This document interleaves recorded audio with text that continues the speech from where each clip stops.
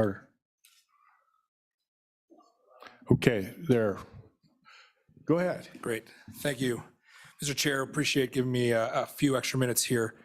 I alluded to a big announcement in my earlier testimony and want to let you know that at 11 o'clock this morning during the International Ministerial Conference on Nuclear Power in Washington, D.C., we signed an agreement with TerraPower to do a joint study to evaluate the feasibility of deploying up to 5 additional Natrium reactors with integrated energy storage systems near existing coal plant facilities in our service territory by 2035.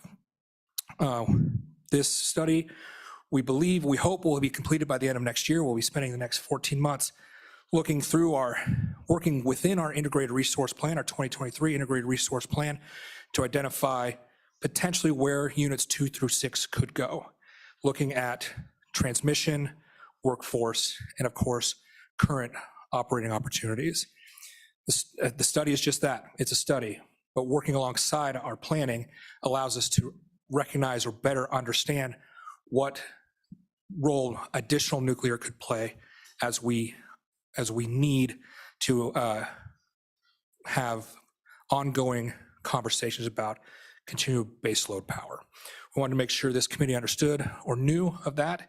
There are articles already online in the newspaper about this announcement. I wanted to make sure you all knew that's happening. Mr. Chairman, as I understand it, it does not have to be 5 individual sites. It could be, you could put 2 or 3 units on a site depending on takeaway capacity. Is that correct? It's correct, right. Everything's on the table here. It's a beautiful thing about a study, right? We're going to look at many different opportunities, and a lot of this legwork took place previously as we were determining about KEMR before. So that's one of the reasons why we believe we can get this study done within 14 months. But we're looking at currently where our coal units are, so both in Wyoming and Utah, and you can put multiple units at singular sites. Well, thank you. I'm sure we'll be reading all about that. I probably won't read about it until the morning. Yes. So, okay, so next on our agenda is a sort of report from Sinclair. So Josh Amente, you want to come on up, sir?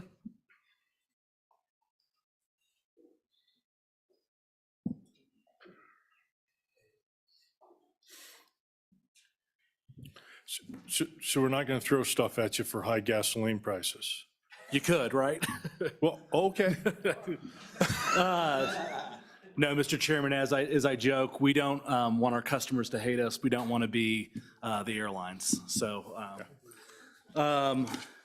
with that, Mr. Chairman, Chairman Greer, and members of the Joint Minerals Business and Economic Development Committee, my name is Josh Mente, and I'm the Director of Government Affairs for HF Sinclair, and I'm based in Dallas, Texas. I'm a first timer for this committee, so go easy on me, please. I'm thankful to have the after lunch slot. So folks are a little bit more passive then. In my role with HF Sinclair, I cover our federal, state, and local advocacy efforts for the company. I appreciate the opportunity to provide an update on gas prices, the company, Wyoming refining capacity, fuel supply, gas prices, state and federal issues that impact us, and a workforce update towards the end. I'll start with the company. So HF Sinclair is a independent refining company that's based in Dallas. And when I say we're a refining company, we believe in petroleum products. We operate 7 refineries, mainly in the Midwest and the Rocky Mountains. So Oklahoma, El Dorado, Kansas, Artesia, New Mexico, Sinclair, Wyoming, Casper, Wyoming, Salt Lake City, Utah, and Anacortes, Washington. We recently acquired the Anacortes, Washington facility in November of 2021, and I'll get into that more moving forward. So we primarily market gasoline, diesel, and jet fuel in those states. So if you basically go north from Texas and go west, that's kind of what those are our markets. Would have been called, flyover states, but we still believe there's tremendous value in our products in those locations. More recently, in March of this year, we announced we were acquiring Sinclair Oil. And in that transaction included the Casper and Rollins refineries, 1,300 branded retail stations, 1,100 miles worth of pipeline, and 300 unbranded retail locations. The combined company, so we have 7 refineries, 4,400 miles worth of pipeline assets, and we have 3 renewable diesel facilities. So 2 of those being in Wyoming, 1 in Cheyenne, 1 in the Rollins Sinclair area, another one in Artesia, New Mexico. Just a quick update on renewable diesel. It does not have the limitations of biodiesel, so I think as many of you are aware, biodiesel is limited by 5% blending capacity on a traditional diesel tank. Renewable diesel has unlimited blending capabilities and offers a 50% lower emissions profile than traditional diesel. There are a number of benefits to this combined company of HF Sinclair. We have 5,000 employees and have now a refining capacity of 700,000 barrels per day as compared to about 500,000 barrels per day. Wyoming is home to nearly 800 of those jobs. We actually have 20 open job positions right now in Wyoming, everything from an entry-level admin to operators. So if any folks have interested constituents, please, we have a My Career section on our website. As evidenced by the purchase of 3 refineries in the past 2 years, we believe in the product, as I mentioned before. We believe that gasoline, diesel, and jet fuel are the bedrocks of modern society, and we're going to be around for the foreseeable future. Excuse me. From a public policy perspective, we remain opposed to mandates that negatively impact our consumers or force our country into single-source technology solution to combat climate change and carbon emissions. So I'll talk briefly about, I think we talked about, Mr. Chairman, you talked about high gas prices.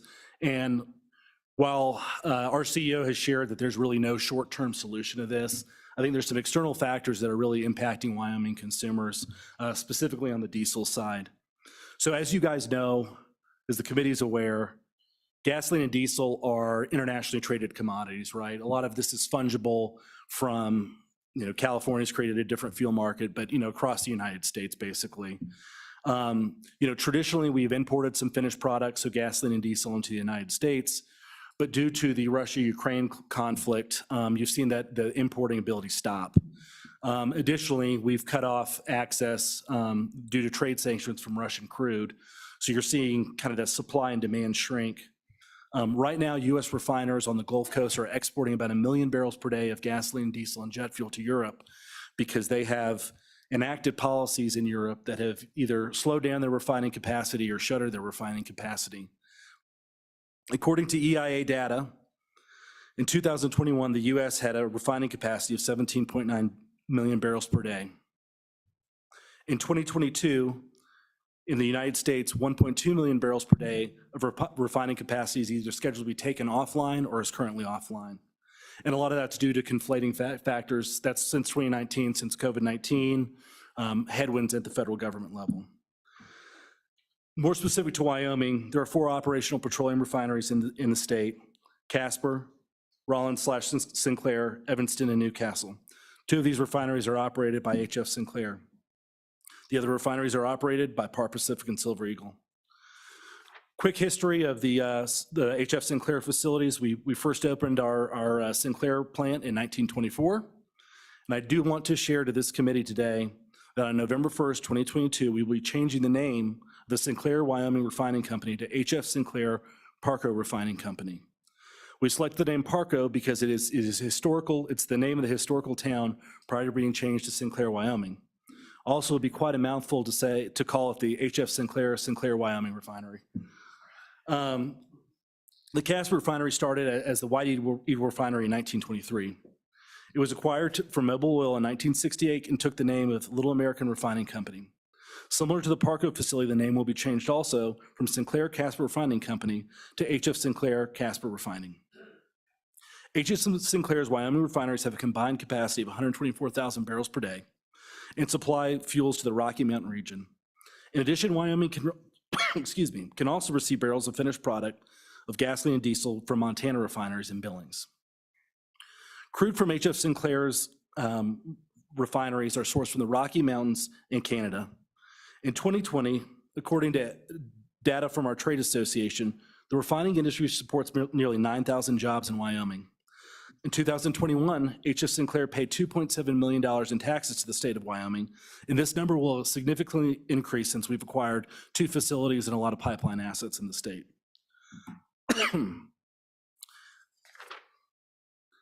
And with that, I'll talk about some of the government action that's that's driving gas prices. We talked about the external factors, but I think that there's some policy considerations that we need to discuss. As we saw, demand in connection with post-recovery, we've also seen the federal government, there's been kind of a squeeze through the Renewable Fuel Standard Program to increase costs on our products. We are thankful to operate in Wyoming. The state is supportive of a strong energy policy and protecting consumers from high energy costs. Wyoming has consistently supported its manufacturing sector. A lot of the work done by this committee has supported that as well. Always in the top 5 contributors to the state's private sector GDP, and we are proud to be a major player in Wyoming's important and growing manufacturing sector. We are also seeing states enact policies that displace gasoline and diesel for other products such as biofuels and electrical vehicles. Specifically, California Governor Gavin Newsom announced in 2035 the state will no longer allow the sale of internal combustion engine vehicles, so the vehicles that take our products. As I mentioned earlier, we also bought a refinery in Washington State that's recently enacted a low carbon fuel standard and a cap and trade program called Cap and Invest. Excuse me. At a high level, an LCFS program sets emission standards, rates certain types of fuels based on carbon intensities. CI levels are set on wells to wheels emissions, so from extraction point to end user. The emissions criteria ratchet up as the program continues, displacing traditional gasoline and diesel and incentivizing electric vehicles and biofuels. Also in Washington State and California, the legislators have passed economy-wide cap and trade program, which set annual GHG limits on manufacturing industries such as refining, and continually shrink the pool of those credits until they can reach their climate goals. HF Sinclair has made strategic long-term decisions to diversify our products for these emerging markets. Given our significant investments in renewable diesel production, we believe we are well positioned to understand and comply LCFS programs or carbon programs. It's worth noting that outside observers and trade groups have noted that LCFS programs increase costs to consumers by 16 cents a gallon, and while cap and trade programs equate to about 26 cents per gallon. Moving on to some federal issues we're facing. The recently passed Inflation Reduction Act included a 16.4 cent per barrel tax on a barrel of crude.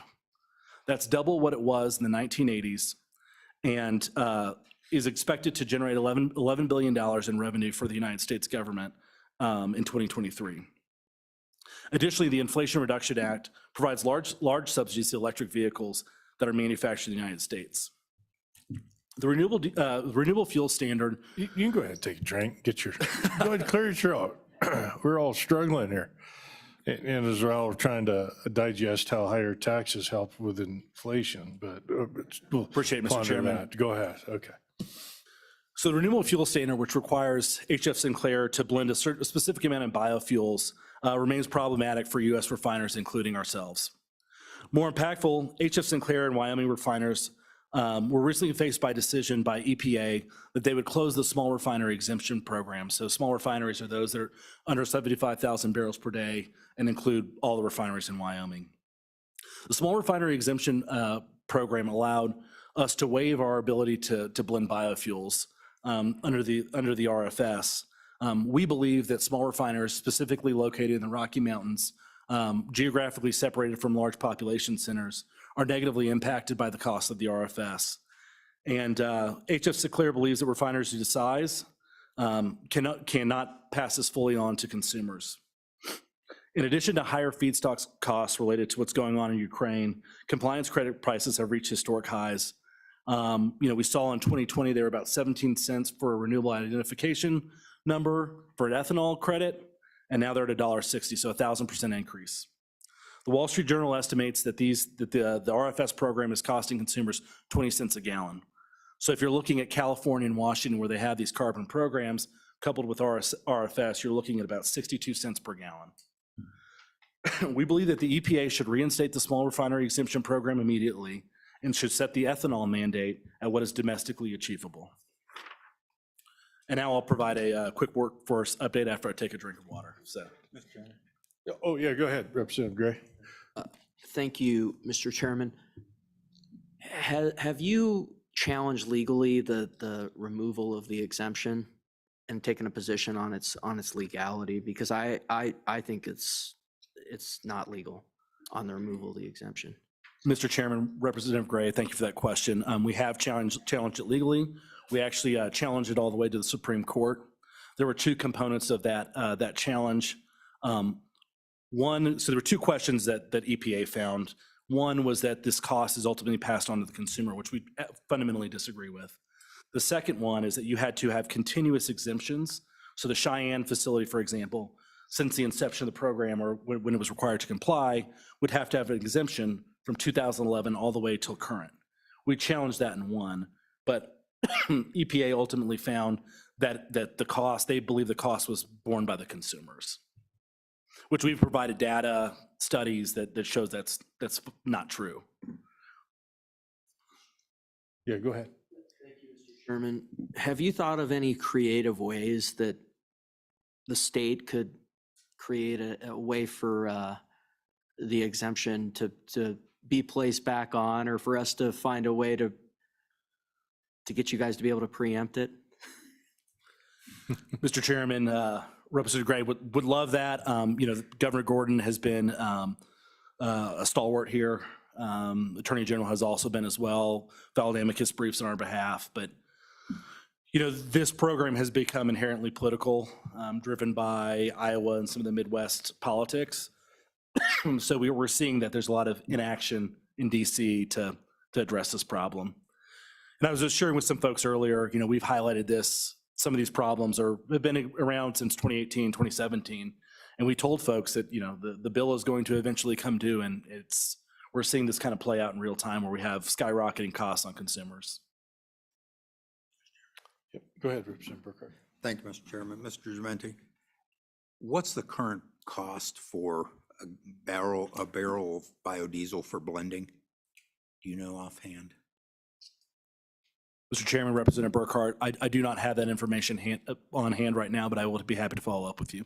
Okay, that's just a curiosity question. The walking around number I have, it's about double what petroleum would be. Okay. You gonna blind some? Yeah, maybe. We've got fast food restaurants. Okay. You can continue. I'll continue. As this committee is aware, on June 1st, 2020, we announced the conversion of the Cheyenne refinery to a renewable diesel facility, which was mechanically complete in late 2021, and we produced our first barrels of renewable diesel in March of 2022. Additionally, in July of this year, as this committee is also aware, we announced staffing changes at the Sinclair facility in Carbon County. In July, approximately 32 individuals were separated from the company that day, and approximately 64 individuals in that group were shifted, employees shifted roles from refinery workers to contract work. Following that announcement, we worked with the Wyoming Department of Workforce Services to provide 4 on-site training sessions on resume writing and job interviewing skills, provide on-site training and off-site training on job seeking and unemployment benefits, and offered paid time off for those who attended those training sessions. In sum, 18 individuals were hired at vacant positions within the refinery, and 11 individuals were hired by contract companies inside the refinery. We know that there were other job offers that went out to contractors, but for some reason we don't know, they chose not to accept. And that concludes the rest of my comments for today. I appreciate the committee taking the time to allow me to provide an update. And with that, I'll take any questions or any feedback that the committee may have. Get Representative Hunter. Thank you, Mr. Chairman. Mr. Jimenez, we kind of live in the shadow of your refineries here in Wyoming. And being in the shadow, sometimes we don't get the best pricing. Specifically diesel right now is very high in Wyoming. And I can go out of state and get diesel cheaper than right here where you have refineries. So you've just converted your your Holly, or your refinery in Cheyenne to renewable diesel, where is that diesel primarily going? Is it within the state, or are you shipping that renewable diesel to other states that are more demanding for that type of diesel? Mr. Chairman, Representative Heiner, thank you for that question. The renewable diesel we're manufacturing at Cheyenne right now is currently being shipped to California. As I mentioned before, these low carbon fuel standards where there's a CI set to fuel is driving that move to California. And thank you, Mr. Chairman. And the cost to transport it down there, that increases your margin versus selling it locally. I don't know how many barrels that you're making, barrels of diesel a day in that refinery as it's converted, but could you tell us how many barrels and if the transportation costs are outweighing the benefit of selling it locally? Mr. Chairman, Representative Heiner, thank you for that question. So we're manufacturing 7,000 barrels per day of throughput of renewable diesel at the Cheyenne plant. And really how the economics work for renewable diesel requires three things. Blender's tax credit, which is available from the federal government. The RIN, which we talked about earlier, the Renewable Identification Number for the compliance with the RFS program. And then third, an LCFS credit from California. So the economics would be fuzzy you would end up paying more for renewable diesel here in Wyoming without the LCFS program. Go ahead, Representative Gray. Thank you, Mr. Chairman. I've been trying to review the Supreme Court decision from last year, jog my memory. What was the reason why it was so narrowly tailored that it didn't provide you relief?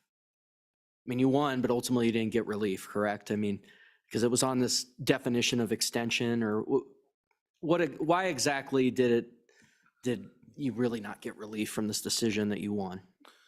Mr. Chairman, Representative Gray, thank you for that question.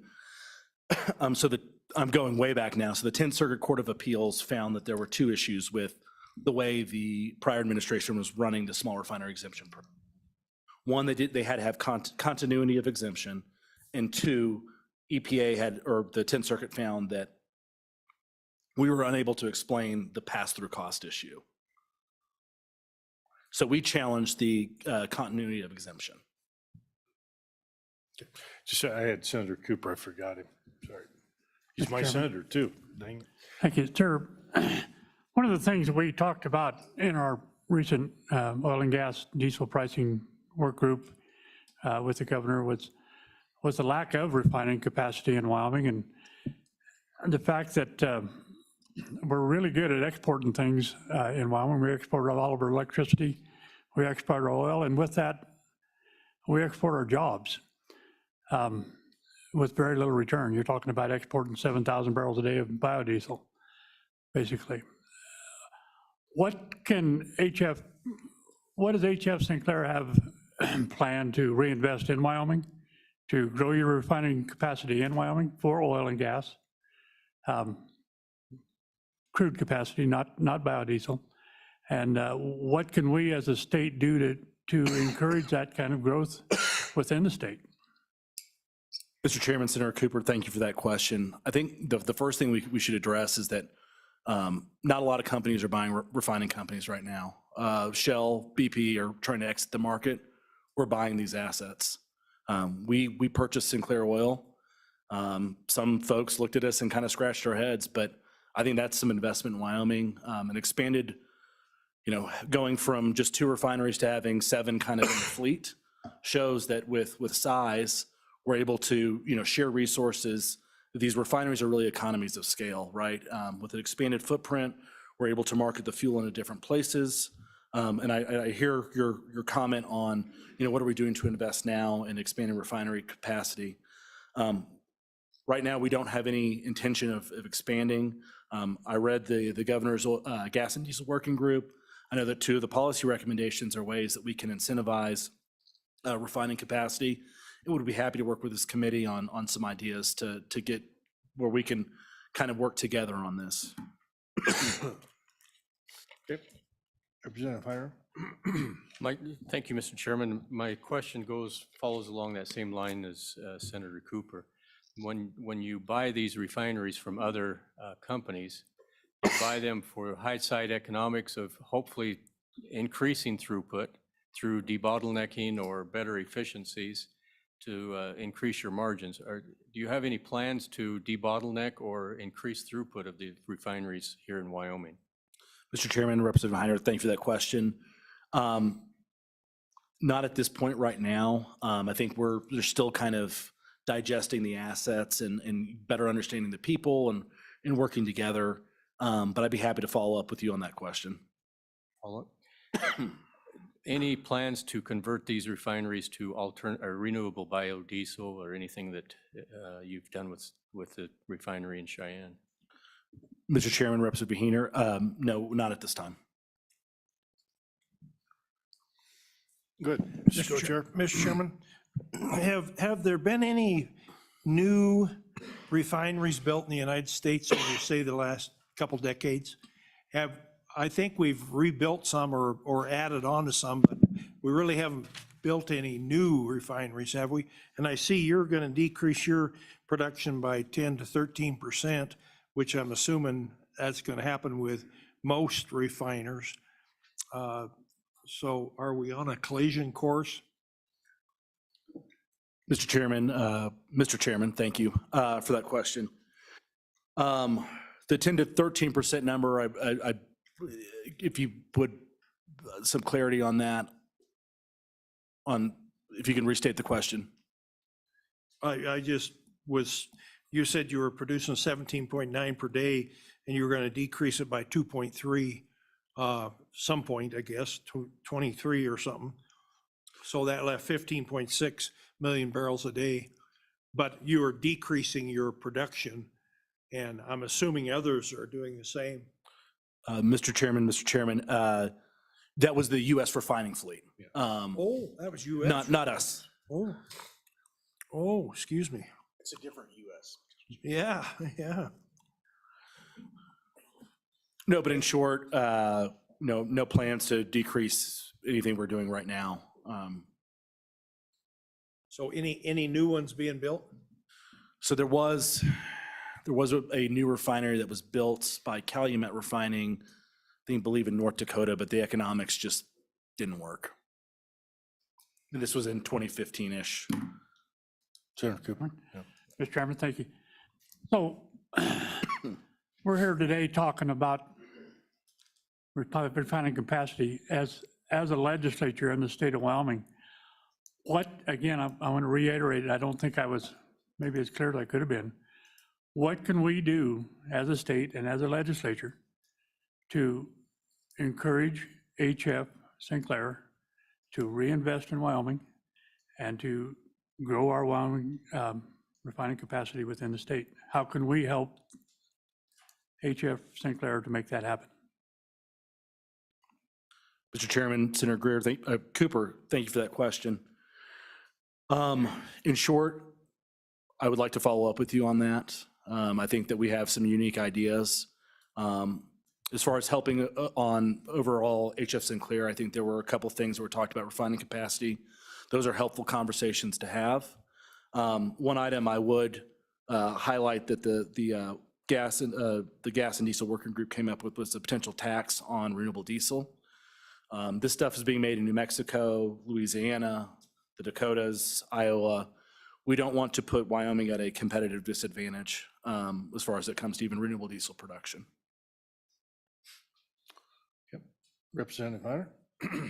Thank you. One more question, Mr. Chairman. We've been reading about the inventory of diesel in the United States is at an all-time low, or it's only 25 days, which this is lowest it's been for decades. Do you feel that this is a short-term incident, or is this a trend that we need to be more concerned about? Because diesel basically drives our economy.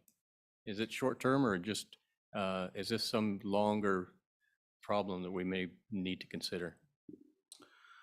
Mr. Chairman, Representative, let me break that kind of off into two questions or responses. I think one is we really need to look at the U.S. refining capacity, specifically on the East Coast, PADD 1. You've seen a lot of East Coast refiners shut down. And a lot of what they make, similar to Rocky Mountain refineries, they're diesel-heavy plants. And, I think that the East Coast is going to be short on diesel. That's widely reported by Bloomberg that they'll be short. I think we need to look at refining capacity in ways that, ways to help either engage with folks who have shut down refineries and look at kind of long-term solutions there. I think that, we need to be telling the story that petroleum products are in our lives regardless of whether we like it or not. We have several lubricants facilities across the United States and even in Europe. They make everything from jelly beans to hair gel to the lubricants that go in a heavy locomotive engine. So it's part of our life. We can't just want a rubber stamp for electric vehicles and go forward like that. So I think we really need to, as a country, we need to talk about that. And I think that, I can't tell you, as our CEO stated, that the problem right now, 12 to 18 months is probably what we're looking at as far as at least being pretty tight in the gasoline and diesel markets. I've got a couple questions. Okay. Yeah. And so, you've come in and shared, and we appreciate it in the overview, most definitely. But so with respect to the refineries in Casper and Sinclair, is it part of HS Sinclair's strategic plan to modernize and streamline those facilities, or are you still in the evaluation phase, or are you going to idle them down? What's in your strategic plan? Mr. Chairman, I think that if you look at, I'll break that kind of apart too. When we have, capital projects, right, they're evaluated across all 7. So I can't speak to, who has the better project, right? But there's, that we have no intention of idling or shutting down those refineries. Simply if you look at it holistically, right, the refiners it's a profitable business right now. We had 2 years where it was absolutely not the business you wanted to be in. So I'd like to highlight that too, because that's something that's often lost upon policymakers. We're seeing in California, there's this constant barrage on us, but there were years where, we were having to, lay people off, preserve cash, things like that nature. We as a company, we've stated that we want every single refinery in our fleet, including Casper and the now Parco refinery, to be in the top 50%. And we are going to put our money where our mouth is and get those who are not in the top 50%. We want them to be a top 50% because that's how HF Sinclair remains a competitive refining company for the foreseeable future. Okay. So when we come back in a year to this committee, you'll be talking about the capital improvements and so forth on these facilities. Mr. Chairman, look forward to the update. Okay. Then are there any permitting regulatory issues that are within the state's purview? Air quality, water quality, any land use issues that are impeding your ability to either expand or make modifications to your facilities? Mr. Chairman, not that I'm aware of. Okay. If you become aware of them, let us know. Absolutely. Okay. Okay. That's the only questions I have. All right. We'll move on. Thank you. We appreciate the update. Thank you. Appreciate the committee's time. Okay. Okay, we'll move into the next segment, and it's an update from the Wyoming Business Council. Mr. Durrell, I'm going to get a cup of coffee.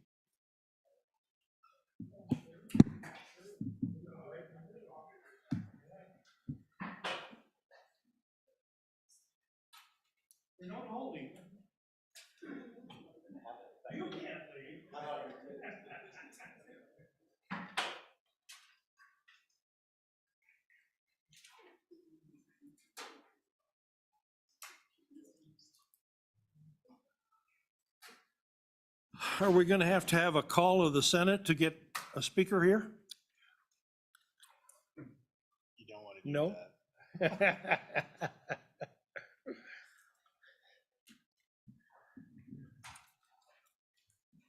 Well, Thank you, Mr. Chairman and members of the committee. I just want to make sure that the show was as good as possible. So we're going to have some lights and some fireworks as well. Well, maybe the fireworks will come from you. I wanted to take a moment and walk through some of the things that we've been doing at the Business Council over the last few years, and really kind of highlight one area that I think that this committee has some really good ideas around, and also highlight to this committee some of the opportunities and challenges that we face in our communities in the state. And Mr. L, go ahead and yeah. give the public your name. It's been a while. Thank you, Mr. Chairman. I'm Josh Durrell. I'm with the Wyoming Business Council. I'm the CEO. We'll go ahead and advance that slide if you don't mind. So if you take a look at the way we model economic development and the framework that we use, we look at it as how do we utilize things like policy and funding in order to build local capacity. And so if you click the next animation there, you'll see a couple things one more time. You'll see that we look at it as how do we build resilient communities? Because ultimately, the things that we wrestle with are a dependence upon that one job that we might have or that one industry that we might have. And the Business Council's real goal is to make it so that there is resilience in our communities. I know that a lot of times people think, oh, well, we fund projects or we work with certain statutes. But what we really do more than anything is we want to build resilience in a community. Now, that doesn't mean get rid of one industry in search of another. It means really more and. How do we build opportunities in our communities? And we look at this in this way because we feel like if you think about this idea of a triangle where the Business Council and folks like you are developing funding mechanisms and developing rules and policies in order to help all of our local communities thrive, then we can kind of leverage that work that's being done at the local level. Next slide, please. These are the tools that we leverage, and I'm going to focus in on one of those in particular today. With the time slot that we have, and I want to give this committee an opportunity to ask a lot of questions. I really want to focus in on the investments part of what we do and how we make investments into our communities.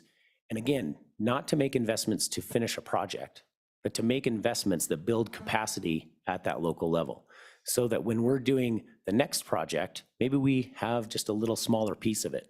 Maybe we've developed enough know-how or capacity at the local level where we don't have to be part of it at all. And that's really the goal that we're trying to achieve.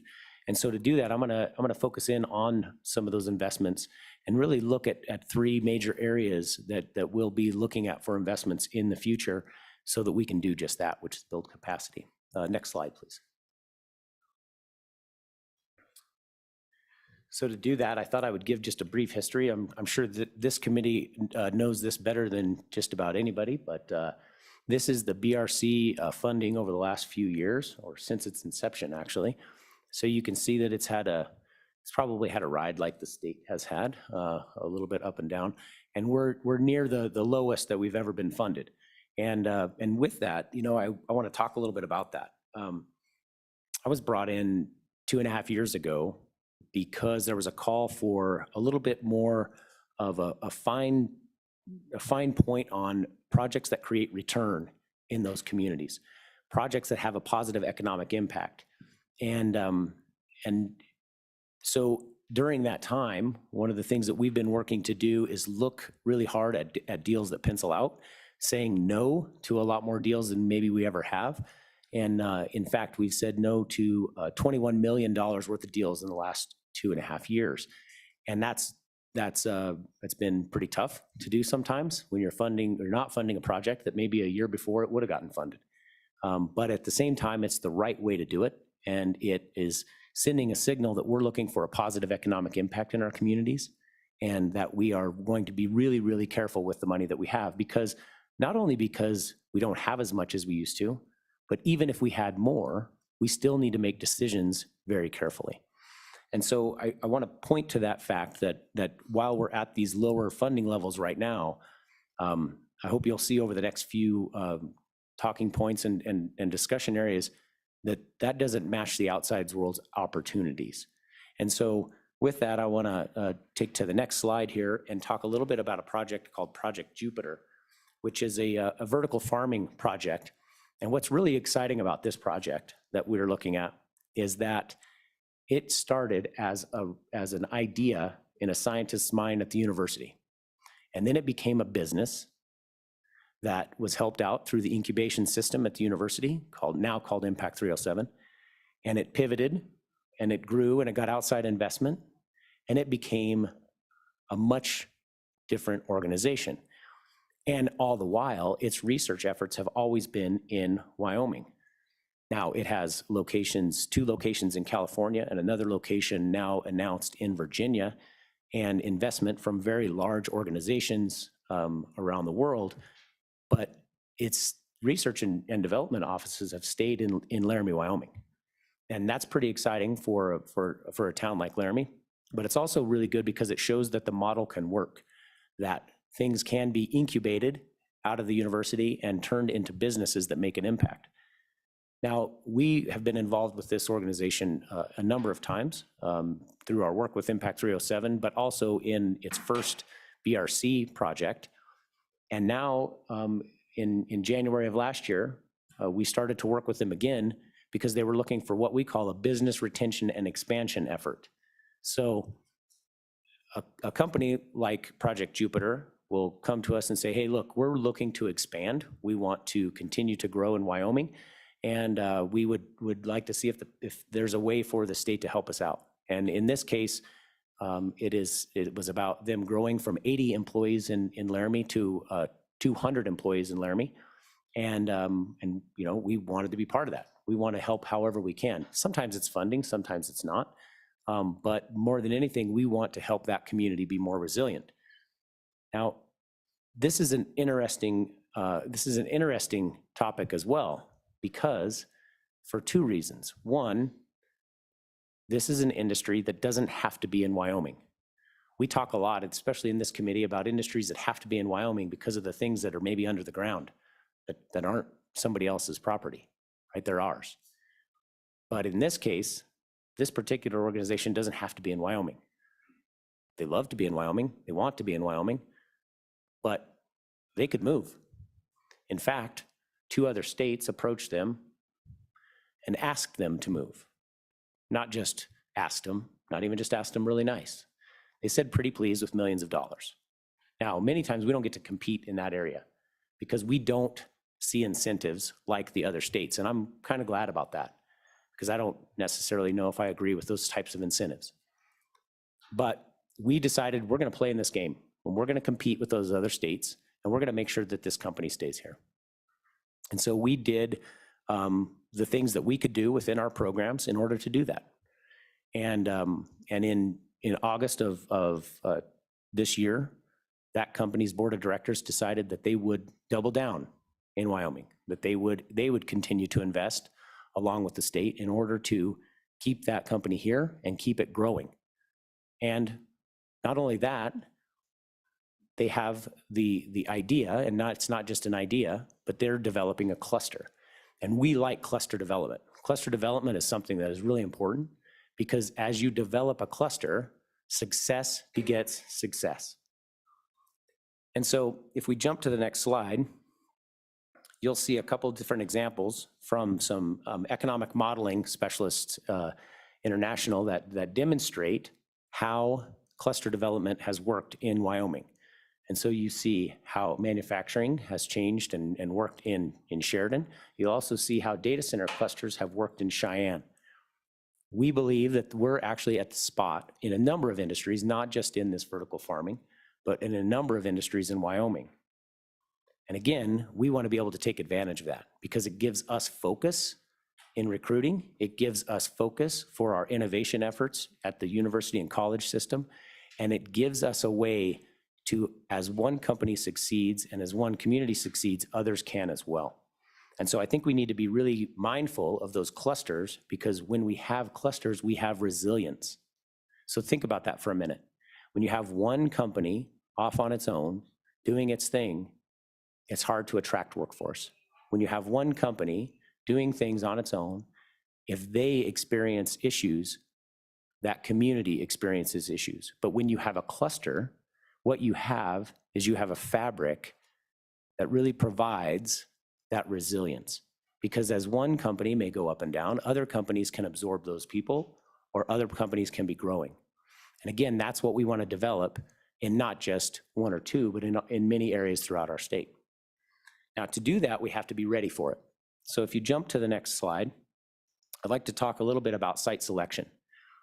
Now, in economic development, site selection is one of the ways that you attract and retain your companies. Now, we want to attract new companies. Of course, we want to grow our companies. And I hope the example before is an example of how we do care about those Wyoming companies, how we want them to stay here and thrive. But there's another game out there in economic development called site selection. And there are a number of companies looking to move or change or expand into other areas. Now, you've all heard, and I'm sure you've seen the reports that say Wyoming is one of the most, if not the most, business-friendly states in the union. Yet, we're virtually unknown in many ways to these site selectors. And it's because what we think of as a site is usually a patch of sagebrush. And there's nothing wrong with a patch of sagebrush. I'm from Carbon County. I love patches of sagebrush. But when it comes to site selection and a company looking to expand, when they have something that is fully developed with gas, electricity, with all of the water and sewer that it needs, and even some of the basics there, well, you're going to pick the one where you can start working faster. And we're not even going to show up because we're not ready. So what we did is we began a process working with communities and analyzing the sites that they had. So we took in 25 different sites from 15 different communities, and we began to analyze those with a consultant to say, how could these sites become available to site selectors so that they could even be in the game? Because we're really good at closing those deals when they come to us, when they want to come to Wyoming, and when they think about putting in a little bit of extra work. But we're not so good at the other game because we're not in the game. And so we said, how do we take these 25 sites and turn them into sites that are going to be available for those site selectors? So we've gone through a process with them to analyze them as a site selector would, understand where their shortcomings are, and begin to work with each of those communities on upgrading those sites or understanding how the game is played so that they can begin to appear and have a shot at competing with those particular companies. Now, that's also something that is not going to be free necessarily to the communities or to us, because they may need basic infrastructure. They may need investment into those. We want to be able to help those communities have sites that make sense for site selectors and have sites that make sense for industrial development. So when we do that, and if you jump to the next slide, we really want to think about these things in just helping educate people on what do site selectors care about. We also need to be thinking about those sites that are really, really close to being ready. How do we make sure they're in the game? And then we're going to have some sites that don't have what it takes. So what's it going to take for the community to do, for the state to pitch in on, and to develop those sites so that they can be in the game? Again, I think we all kind of think, well, gosh, we can all see it on Google Earth. There's a patch of land out there. It'd be great for industrial development. But that's not the way the game is played. They don't look on Google Earth for that. They contract with the site selector to help them select something that can be immediately accessed, that could be immediately built on. And you can see it in other areas of the state. There are certain areas of the state where this is working really, really well. This game is being played well. And those are the areas that are attracting companies and able to win these particular competitions. And so we want to be in that.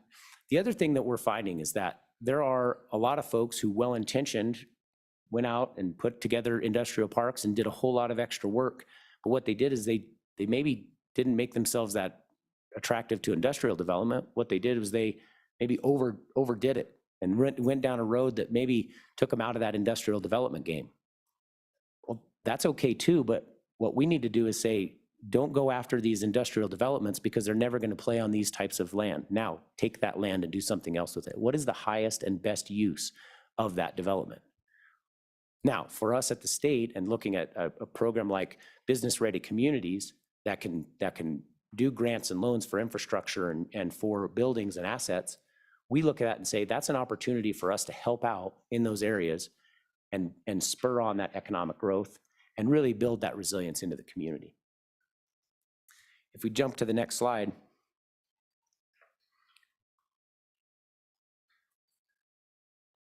It's just important because I don't know if any of you have seen any of these headlines, but this is only for one little corner of our state. Maybe there aren't any little corners of our state. They're all pretty big because we're a pretty big state. But what we know is that in each corner of our state, there are a lot of opportunities. And if we're not ready for them, or we don't have the money to help out with those are going to pass us by. Now, these are a lot of opportunities that all of you know a lot about. But we need to be there for the communities to build that capacity. We have a program that can do that. We have ways to do that. And we want to be part of those conversations. We want to be part of the solution for those. Now, most of these projects, they're not going to come to us to help out with it because, frankly, they're too big. We're a decimal place on the investments they're making, and that's okay. We want that. But their communities are in a spot where their basic infrastructure may not be at a spot where they can take advantage of that opportunity. And we want to be there to help them. So again, if you think about the first example, if you think about some of those sites that are out there, and you think about everything that's coming at us, not just in one corner, but in all of the state, there's a lot out there. And if we jump to the next slide. You bet. This carbon capture that's taking it from the air, have they announced where they might do that yet? Or They have announced in Southwest Wyoming, yes. oh, they have? Yeah. Where? You should probably read the press release on that. I don't think I should speak for them. Oh, okay. Yep. It's top secret. Yeah. So no, it's not secret, but it would be better if you read from where they said it's going to go, not from me. So it's called Project Bison, by the way. But it's possible that someone else on your committee knows where that is. But I think the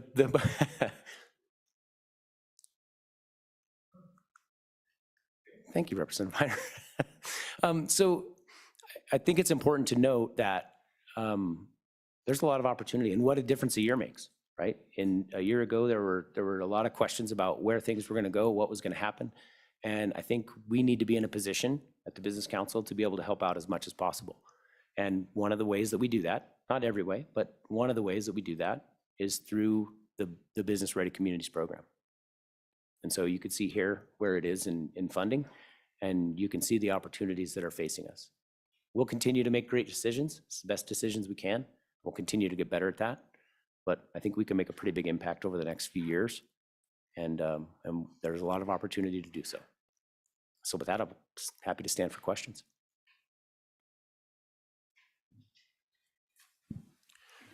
Yes, please. You know, the issue we have with where we put things in the state is manpower at those locations.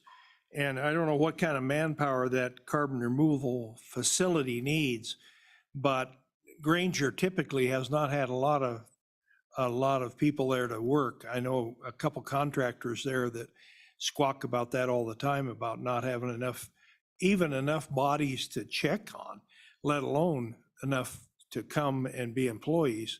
So I worry about placing something like that in a small community that just doesn't have the manpower. Have you got any insight into that? Or maybe Heiner does. Yeah, thank you, Mr. Chairman. And, you know, I think it's important to understand that in a lot of those cases, they're making decisions based on the science. They're making decisions based on what's already there in terms of, in that case, wells, Class 6 wells and things like that. They're also making decisions based on their own economics that we don't really get to decide. And so What we can do, though, is we can respond by helping out with workforce development. And we don't do that directly, but we obviously work with Director Cooley, and we also work closely with the folks in WIP, the Innovation Partnership, to make sure that we are helping out with that. But we directly don't work too much with workforce. Now, we work side by side with the folks who do, though. So that's a great question. That whole area of the state is going to need a lot in terms of the number of jobs that needs to be created. You bet. One of the issues they had in the beginning was the amount of electricity they needed to run all the facilities they wanted to run. I guess that probably is available in Granger. I don't know. Is that Again, there? again, Mr. Chairman, I would guess that they've kind of done that math and worked with utilities to make that happen. But I don't know the answer, except that that's where they've made the announcement. So I'm guessing they've done that analysis. Okay, committee, any questions? All right, Director, thank you. Appreciate the report. My pleasure. Thank you. Okay, we're gonna try to work on getting somewhat caught up for the folks who've been here all day. But so what we've asked is we're gonna get the YDOT aeronautics report is gonna be moved till tomorrow, so that'll speed us up. And so we would go to the open banking bill, which comes to us as a recommendation from the blockchain committee. We're a little bit ahead of schedule, which always makes me nervous if there's someone to testify, but on that. Yep. Thank you, Mr. Chairman. Just a little bit of background. I don't see a motion for this bill, and I assume it's because it's coming from the select committee, but my understanding was they could introduce legislation. So does it need to go through a standing committee? Because my understanding was the select committee was given that authority in the 2020 bill to do that. Are we just reviewing this, or are we doing it for actual introduction? No, they, Representative Gray, the select committee was given authority to bring its own legislation, except all legislation associated with banking or title. What is it, 13? Title 8? Title 13, Mr. Chairman. Title 13, yeah. Has to. Has to originate out of the Minerals Committee. So Minerals have been home to banking, and so certain people were very nervous about relinquishing that to a select committee. Thank you, Mr. Chairman. I remember your amendment now. I remember that. Thank you. Okay. Okay, so with that though, Senator Rothfuss, would you want to go ahead and sort of walk us through the work of the select committee, the concept, the bill, and let me get it pulled up here, and then we'll walk down through, get some testimony and comments. Absolutely, Mr. Chairman, thank you. And this is something that this topic, open banking, we started on a little bit last year, and then we wanted to work it this year and potentially bring forward some legislation. You'll see this is a pretty simple and straightforward bill, and may require more work in the future, but I'll start off by giving a little bit of background on the concept of open banking. Open banking is the idea, and it's nicely clarified, in fact, under the definitions on page 2, means providing access to customer data from the customer's bank to a third-party financial service provider with the express written consent of the customer and through the use of APIs. The idea is that you see in other countries, in the European Union, in Asia, banking institutions that will work together with other financial institutions typically and provide more comprehensive service opportunities to their customers if those customers want it. Some jurisdictions require open banking. This legislation does not require open banking. It provides an opportunity for our banking institutions, which would be state chartered banks in the state of Wyoming, to engage in open banking if they choose to. If they don't choose to, that's fine. And once again, for the customers of those institutions, we want to ensure that it's very much an opt-in, and in fact, we require express written consent as opposed to the nebulous end user license agreement kind of thing. So we're trying to be pretty hardcore on the opt-in aspect of it. But in our discussions, this is something which would potentially position Wyoming as, once again, an innovator with regard to the United States in terms of banking. But at the same time, globally, there are many other institutions that engage in open banking, and many of them because they're required to. Again, all structured to opt in. And when you look at the way the legislation is drafted, it is simple and straightforward, because a lot of the discussion was, can this already be done right now? Probably. That's kind of what it came down to, is probably. There's a lot of things that probably could be done right now. But there really aren't any rules and regulations in place by the Division of Banking and regulatory oversight. And there's no clarity necessarily about how and what could be done with open banking. So this basically provides, you see the bottom of page 2 saying a bank may participate in and provide for open banking pursuant to that definition. And then the bank participating onto page 3 shall comply with all federal laws, state laws, and shall obtain a customer's express written consent. And then finally, the key provision is really the C provision, that the commissioner shall adopt rules regulating the collection, use, and disclosure of customer data in open banking consistent with all applicable state and federal laws and regulations. And this is kind of what's lacking, is how this would look. It's not an accident that Section 3 or both Section 2 and 3 have effective dates out in 2024, but the rulemaking can start immediately. Because it's a pretty deep topic, that rulemaking process was an essential part of it. And we wanted to see how it plays out, what other legislation might be needed to enable it. And again, this is looking for places where Wyoming can position itself as a leader in financial technologies. That's the mission of our select committee, is to try and find those areas. There is no other state that is taking action in this space. And so we saw this as a real opportunity that the Minerals Committee could consider, and we wanted to bring it forward. We've worked with the Division of Banking on it as well, obviously, and I think there'd be a lot of work with the rules and regulations that would need to take place. Representative Western may want to chime in. This is something that he's led on over the last couple of years and is an area of interest of his, so I'd see if Representative Western wanted to provide any additional context. Representative Western? Thank you, Mr. Chairman. Senator Roth has pretty much covered all of it, so I don't want to rehash. I guess the 60-second version is, this is not for the local community banks we all have as a checking account at. This is specifically for these crypto banks that we have been establishing in Wyoming. And I think this is a potential tool in the toolbox to really accelerate their competitiveness and really offering top-notch customer experience for these digital asset customers. That is the primary goal here. Obviously, we have these safeguards to make sure that it's strictly opt-in. Community banks are completely untouched by this and unaffected unless they so choose otherwise. But the whole point is to allow these open source, these APIs to come in and really enhance a product and experience for these digital banks and for these customers with their digital assets.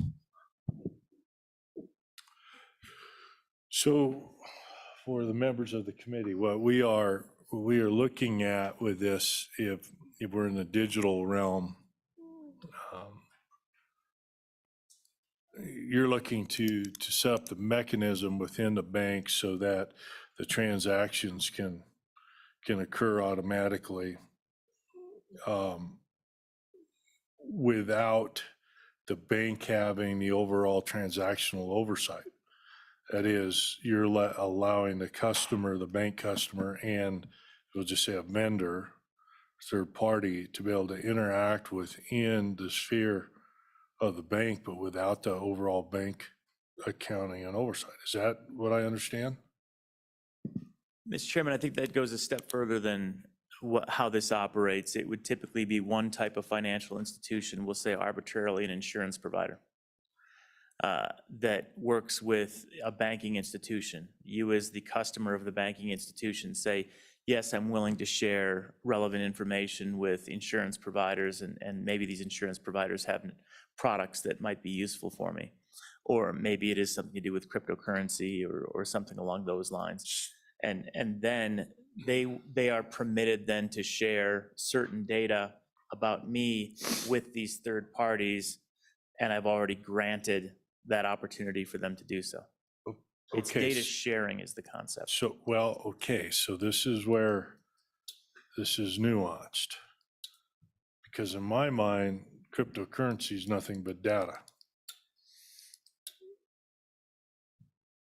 So So- what is the definition of data? So we think of data being my name, my social security number, my address, okay? So what is data in this world? For, Because it's zeros and ones, right? yeah, Mr. Chairman, for Wyoming, those digital assets, the cryptocurrencies are digital assets and their property. The data that is being shared is more like the latter about what are my account balances? What do I engage in? Am I a high net worth individual? Do I have specific interests with my transactions that might lend themselves to engagement by another third party? So it is more of what we think about as our traditional consumer data and providing the opportunity to engage in that financial consumer data review. And again, these are the kinds of things that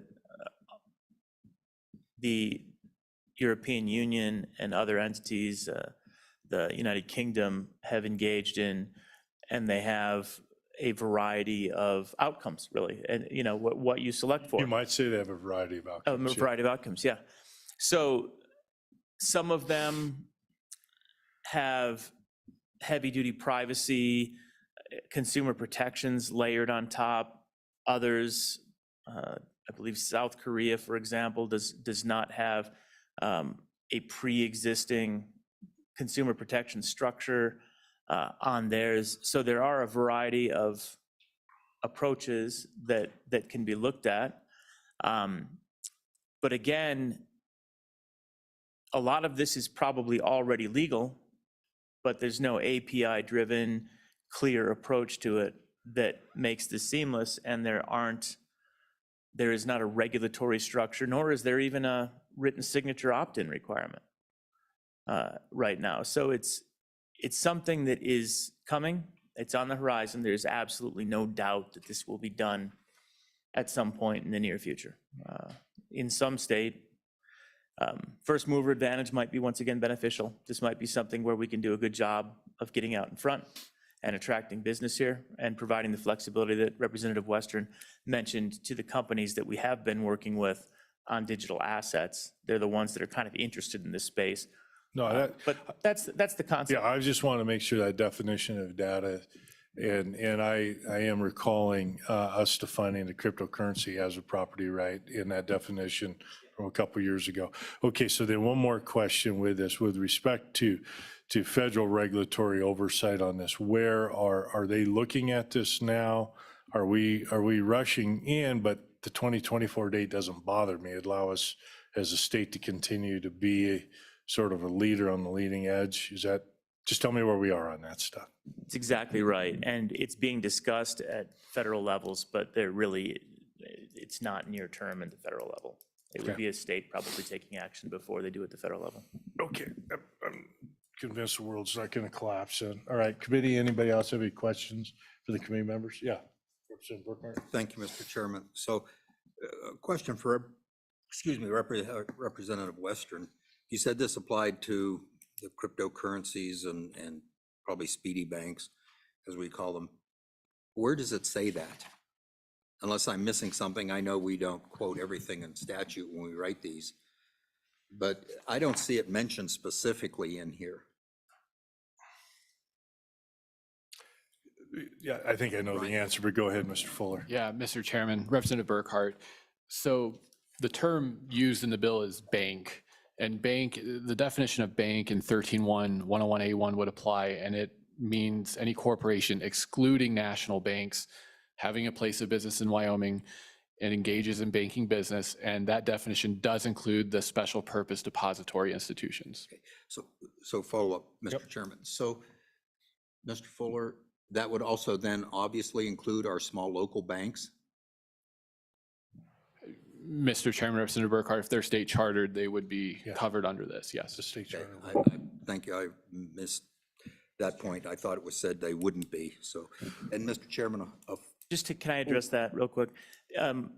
Representative Western basically said this is targeting those banks, but it did not mean it was exclusively for it. And Representative Western also mentioned that if any of our chartered banks, traditional state chartered banks were interested, they're more than welcome to play in the sandbox and engage as well. So it doesn't exclude them, but as far as the target interest area, it's the speedy banks. So that might have been a little misunderstanding there. Or state charter banks, traditional banks aren't asking for it, is what you're saying. Well, we'll hear from Scott here.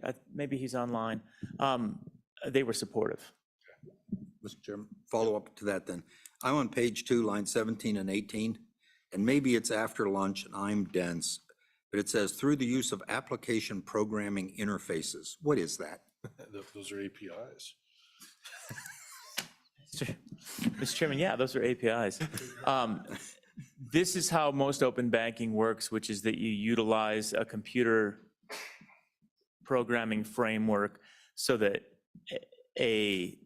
which has some uniformity so that third parties could engage with the bank. You'd have to have quite a bit of investment to have one that was useful, but it would allow then a third party to inquire to the bank in an automated fashion about, well, which of your clients are interested in open banking and have expressed interest, as I said, in insurance products. And then that query to the programming interface, the application programming interface, would respond back in an understandable way seamlessly. So it's an automated computer interface process. Mr. Chairman, couldn't we just say that? I'll just note, this is a very well-understood term of art that has the relevant meaning that it needs to. We could change it to legalese, but this is the sort of tech that gets the point across. Come on, Don, it's an API. Representative Western. Chairman Greer, Representative Burkhardt, maybe just to give it a more like a concrete example, there's a company called Plaid, and they are an API, and they're not some new fly-by-night company. They've got 1,500 employees. They do $500 million in revenue every year. They're the API, the actual platform that, for example, a lot of the big money transfer, like some of the apps, Cash App, Venmo, those ones use, and they've interacted with Plaid. So that's an example of a very well-established API in terms of what they do and how they've enhanced kind of the consumer experience. Didn't help. Mr. Chairman, everyone should stop talking. Representative Bear. Thank you, Mr. Chairman. So as I understand this, it's been stated that this is already probably legal. And yet, as I look at our society, this sharing of data, this, I'm going to call it mining. I hope I don't create too much confusion with that, where we prepare to market to customers. There's been a real backlash on this. And I'm curious why we as a state would want to sanction that. In other words, endorse it. And that's what this seems to me to be. Am I correct? So why don't we go ahead, you get that question for the committee members, they can ponder on that, because the answer you're gonna get is gonna be really long and probably unsatisfactory. So why don't we go to public testimony? So, and then if we move the bill, we can debate that.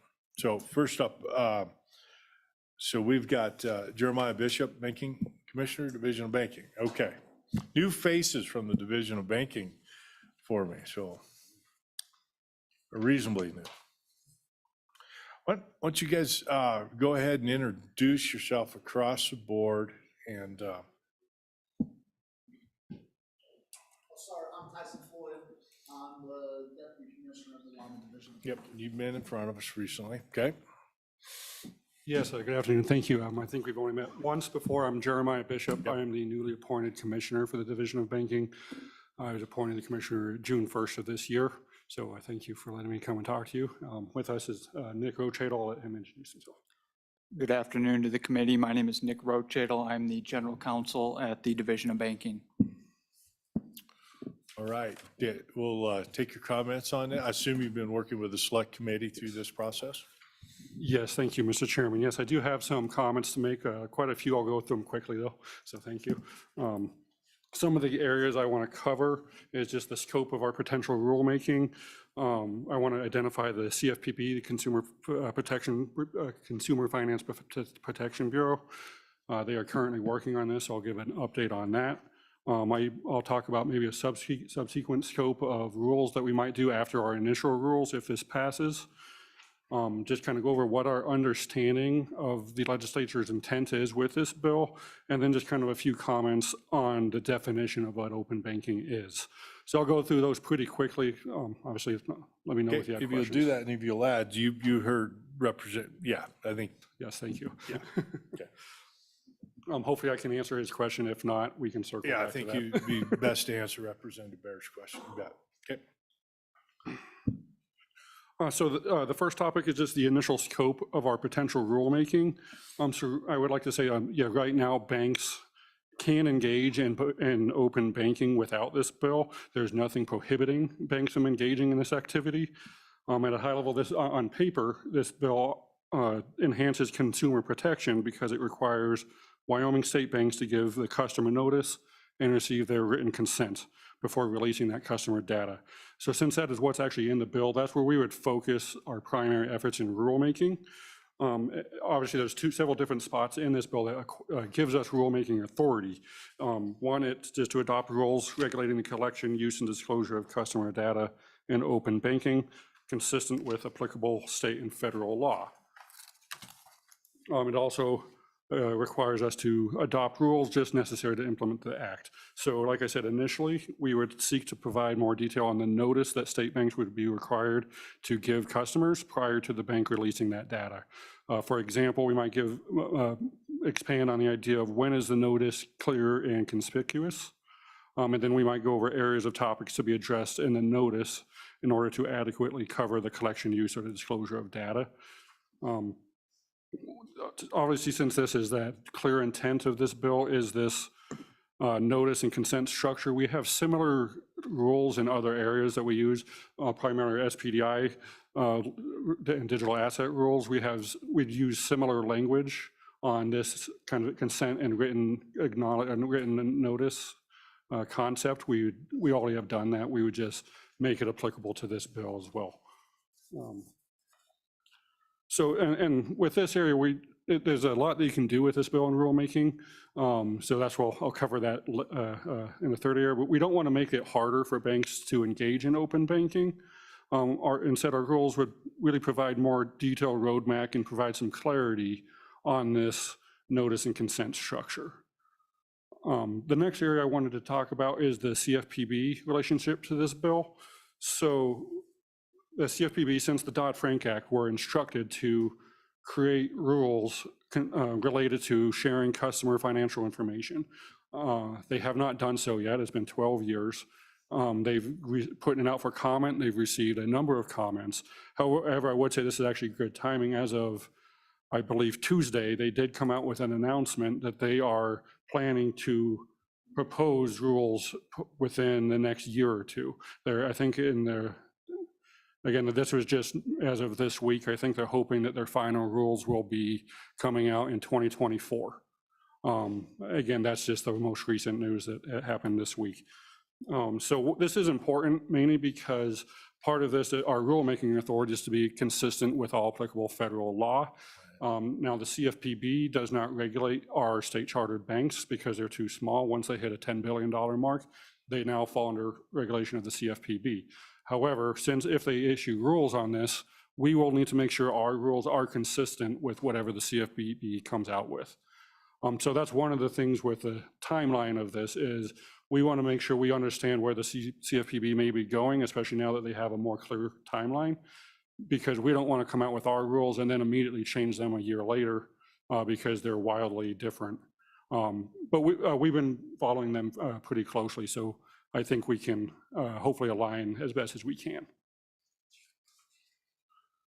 The next item I wanted to talk about is this, after our initial rulemaking, what we might look at after going forward. We would look at how many of our banks actually engage in open banking. We can see what some of the issues are, maybe get some consumer feedback, and over time, we'll just have more idea of where we might need to come up with more rules. So some of the most likely areas would be over customer agreements in this area. We have something similar, again, in digital assets. We have similar rulemaking that requires banks and companies to enter written agreements on certain topics. So again, we would take similar concepts that we've already identified and take them into this, the actual agreement between the customer and the bank as it regards to sharing their information. The other area is vendor management. Obviously, that is what this open banking, that's a very big part of that, is you're sharing customer information with a third-party vendor, whether it's a financial institution, data aggregator, somebody else. And so we may be able to provide more clear, concise rules on vendor management for banks. This is another area that we already examine our banks in third-party vendor management. I think the Federal Reserve is currently have proposed rules out there for kind of a larger regulation of this area. So again, we would work closely to make sure our rules encompass what the Federal Reserve is currently doing. So in that, but you got a question? Go ahead. Well, yeah, I just want to, let me say the refreshing the consent of the customer, right? And I assume that is being addressed and dealt with. I go in and sign a general consent because I really don't know what the heck I'm doing.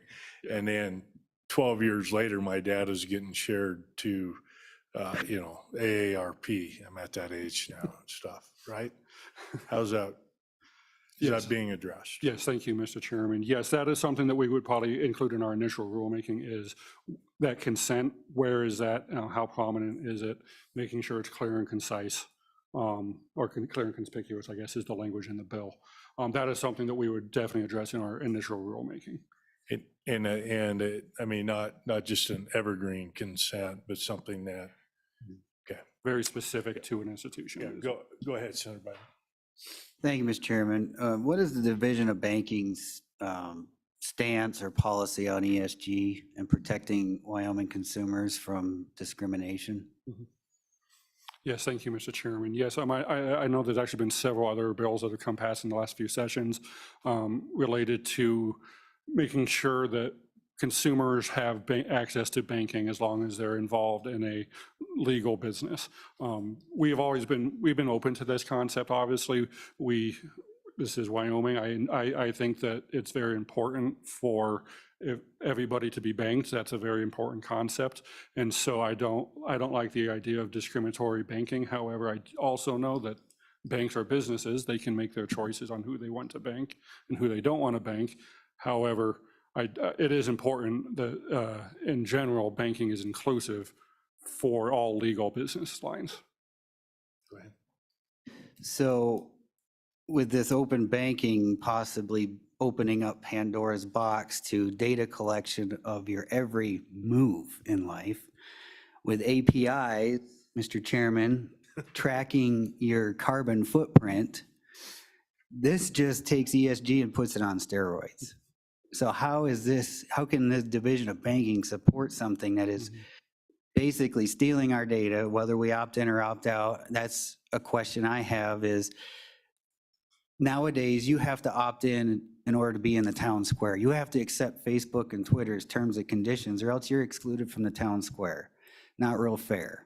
Banks get to collude, and they're going to push this down from the top down.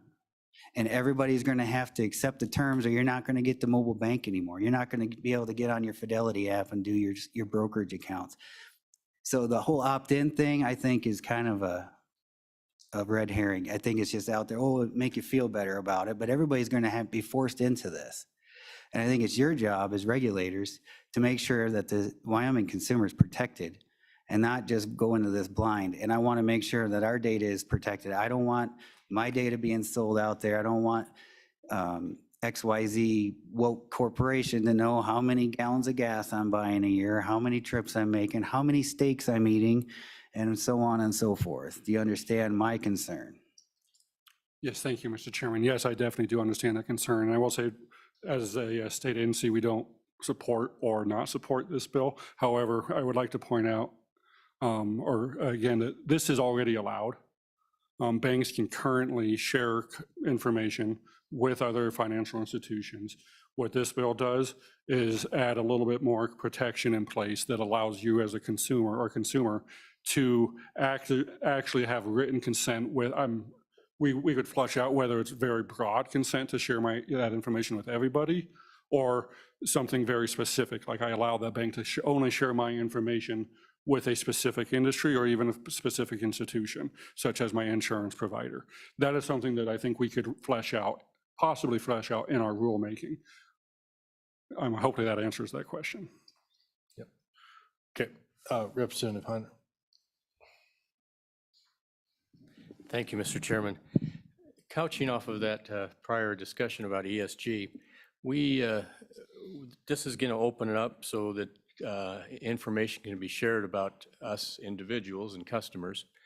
But we also need to share information about our financial institutions more readily so we can find out which ones are fostering this ESG mentality.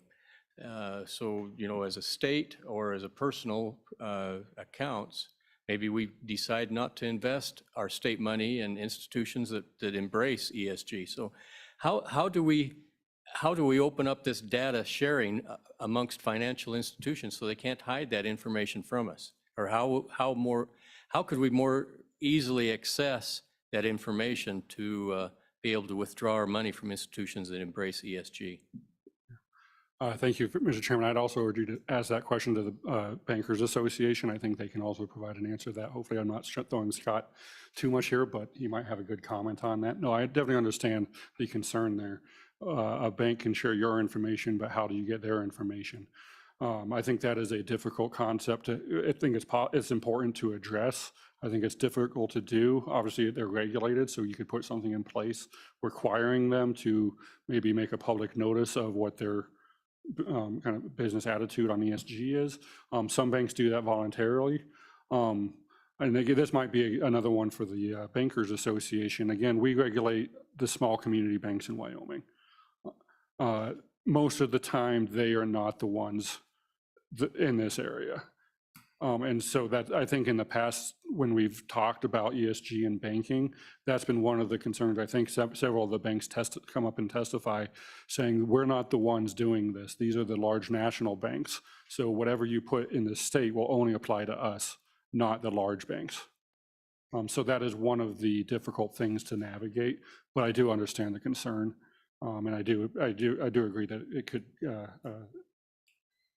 could be discussed to find a good solution. Okay. Mr. Chairman. Thank you, Mr. Chairman. Do you have a great question? No, these are really dumb because I'm kind of lost. But anyway, we talk about definitions, customer data, and it says customers' banking transaction and other financial data. Do you have a definition for other financial data? Because my definition would be if it involves money, it's fair game. Yes, thank you, Mr. Chairman. Yes, there's obviously no other definition of this. So when I read the definition of customer data, so covers banking, transaction, and any other financial data, my understanding is the actual applicable use of open banking. For example, it might be sharing that information with maybe an app that helps you create a budget, for example. And so it needs to know what your actual balances are in your bank account. So that would be financial data that can be pulled by this third-party financial institution to combine it with maybe your insurance or your investments to help create a budget. That's just one example. There are many, but that's an example of what I would see as financial data. It is financial balances at your bank account. Thank you. Follow up, Mr. Chairman. And then we talk about data from the customer's bank to a third party. Are there any controls over what the third party does with it or who they can give it to, sell it to? Yes, thank you, Mr. Chairman. So that's part of the vendor management. However, we don't regulate those third parties. And so it would be the responsibility of the banks themselves to control what that third party does with their customers' information. That might be done, obviously there would have to be an agreement in place, I think, between the bank and this third party. And that is another point I would like to address is that a third party financial institution or a third party data aggregator or other non-financial institution that then shares it with other financial institutions? I think I wanted to point that out because I believe, on page 2, line 14, open banking means providing access to customer data from the customer's bank to a third-party financial service provider. So I'd like to put what happens if that is not a financial service provider. This would not apply to that. And so I'm going away from your question here, but also, one of the issues we'd like to address with this bill was maybe put in on line 14, open banking means providing access, directly or indirectly to customer data. Obviously, that would cover what happens if the initial third party is not a financial service provider. Because if that was, they might fall outside of this. There was some discussion, I know, at the blockchain select committee meeting. This is kind of what we came to internally on maybe how to address that issue. I think adding directly or indirectly may help with that.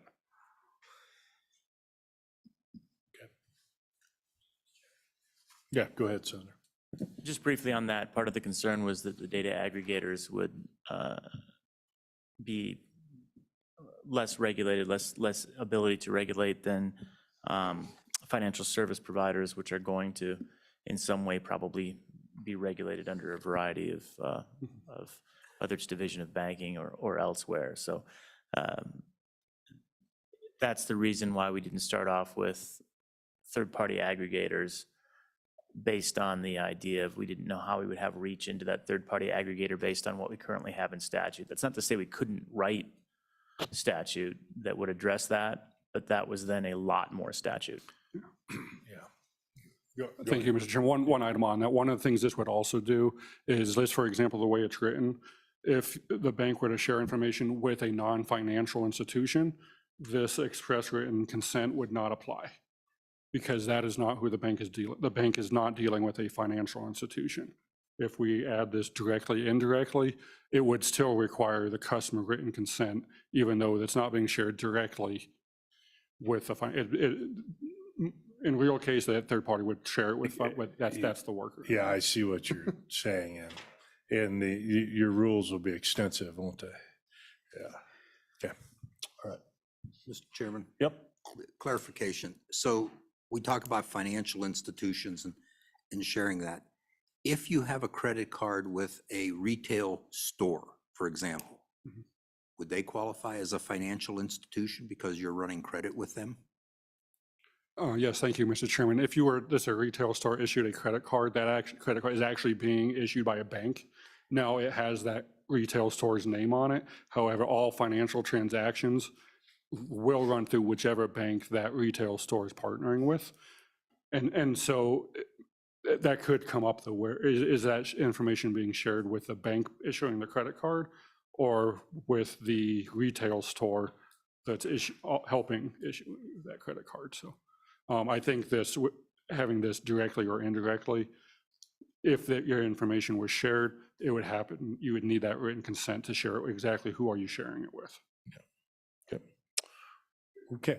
You through yours? You had one more? Yes, I had just one other item, and that's just understanding the intent of this bill. We talked about this a little bit at the last committee meeting, the blockchain committee meeting. Just because there's two different areas where we are given authority to create rules, I will say they're very broad, a little bit broader. So it's very important to understand what is it that's being trying to accomplish besides just the express written consent. So that way we can, when we do create rules, we're following the legislature's intent on guiding us on those rules. So that we'll be watching this closely as it goes through, if it passes here, and just understanding what that intent is. This here.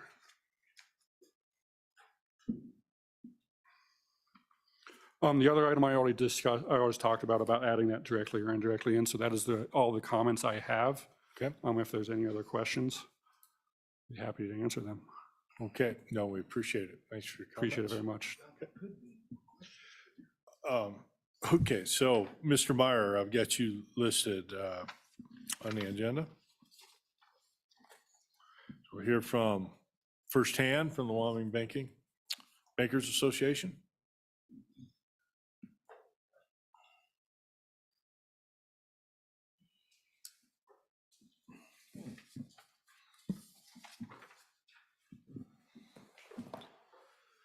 Mr. Chairman, members of the committee, Scott Meyer on behalf of the Wyoming Bankers Association.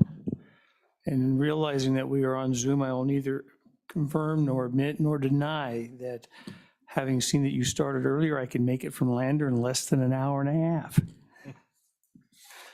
We have more work to do though after this, so. Thank you, members of the committee. Having looked at this and listened to a little bit of the testimony, I don't know that I have a lot of additional facts. I think that the Division of Banking has laid out a lot of its thoughts and concerns, which the Wyoming bankers agree with.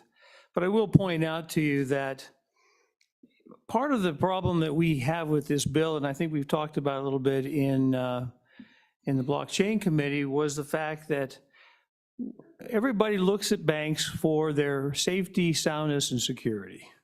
And so we have rules upon rules and regulations upon regulations that are imposed upon banks to make sure that that safety and soundness and security is maintained.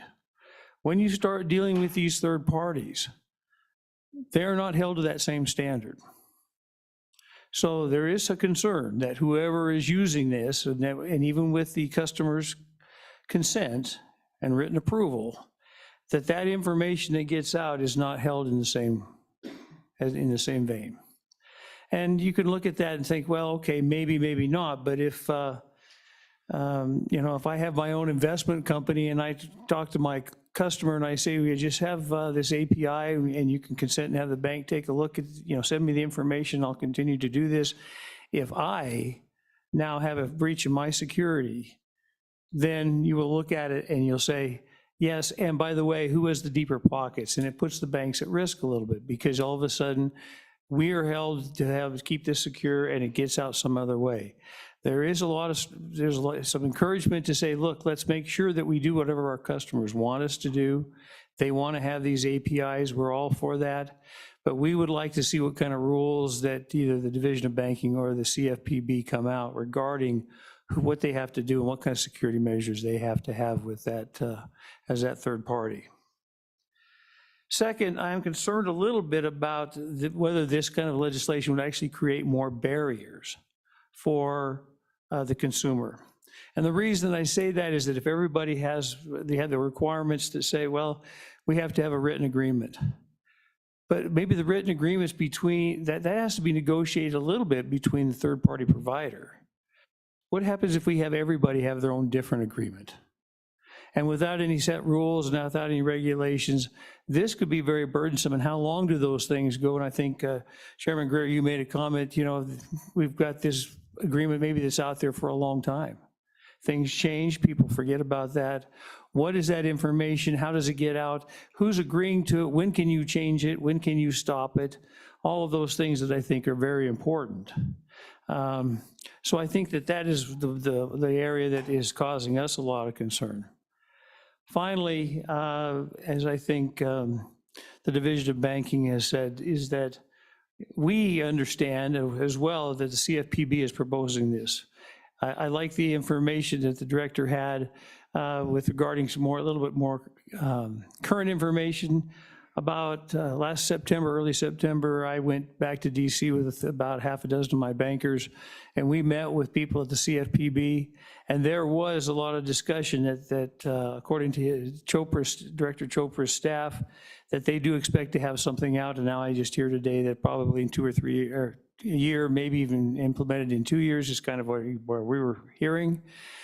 That seems to create a lot of confusion as to what would the Division Banking then do? Do we issue some rules and regulations? Do we start talking about these APIs and the third-party people out there, only to have the federal government make changes on it or impose different kind of rules and regulations. So for that, I would say that while we are supportive of this in the idea that we want to make sure we provide everything for our customers, I'm not sure if this bill is ready for prime time yet. And I'd certainly stand for any questions. Yeah, go ahead, Senator Rothfuss. Thanks, Mr. Chairman. Scott, we heard in testimony from the division that you can basically do this right now in an unregulated manner. And what you're saying is that you'd prefer to continue to do it in an unregulated manner than have regulation. Is that how I'm interpreting it?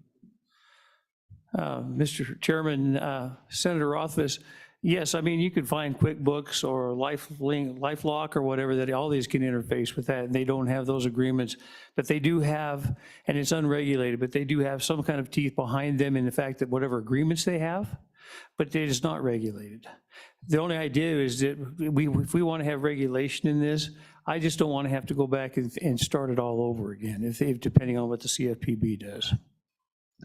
Mr. Chairman, but my understanding, Scott, from the first couple of pieces of criticism that you had of the legislation were the fact that it would be insufficiently regulated. I share those concerns that if we don't have tight regulations, it's going to be important. The concern that undermines that, though, is that it's entirely unregulated at this point. There's no requirement for any written consent. You noted a couple of services that are already out there and being used by our state chartered banks where there is no agreement. So the concerns that Senator Beitman, for example, is talking about data sharing, I mean, what I'm hearing is that you can do it right now. There's no obligations, there's no deletion, there's no opt-out, there's no opt-in. It's really up to the banks, and I'm assuming that I might receive some material with some fine print that talks about the data sharing, but are you even obligated to provide that right now? Mr. Chairman, no, I don't believe we are, and I understand where you're coming from.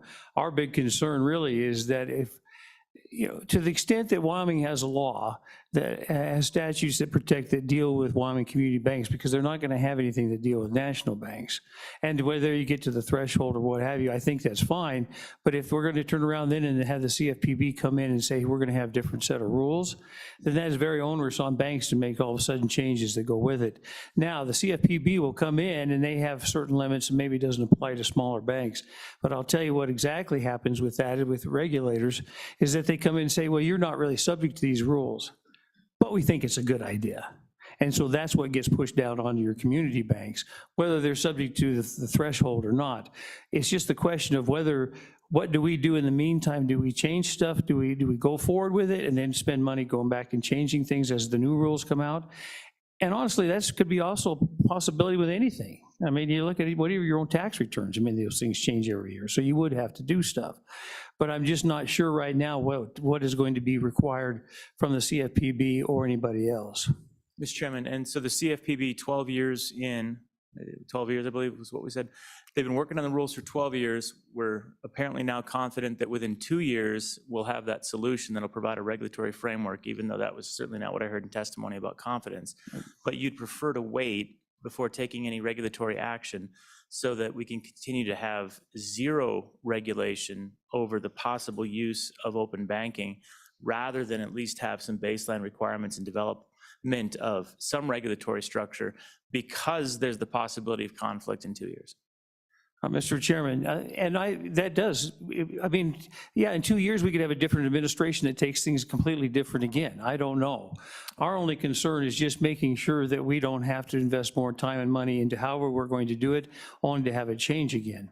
And we haven't seen any other action other than what we've heard from the CFPB back in September. Yes, Senator Biden. Thank you, Mr. Chairman. How much money do banks, I guess I'm not familiar with the world of deep behind the banking world. How much money do banks make selling our data or selling Mr. Chairman's credit card transactions to APIs to analyze his carbon footprint? Talk about the business behind all this stuff, behind the scenes, this whole ESG movement. Mr. Chairman, Senator Blyman, I don't know that the banks make money selling any data, and I'm not sure that they even sell data. There may be information that is gleaned from a third-party vendor or whatever that's out there. Maybe that information comes at the request of the customer or the permission of the customer, but I'm not aware of banks selling any information. Go ahead. But the data is being collected and it's being weaponized. So who's doing that? Is it the banks themselves, not the third party?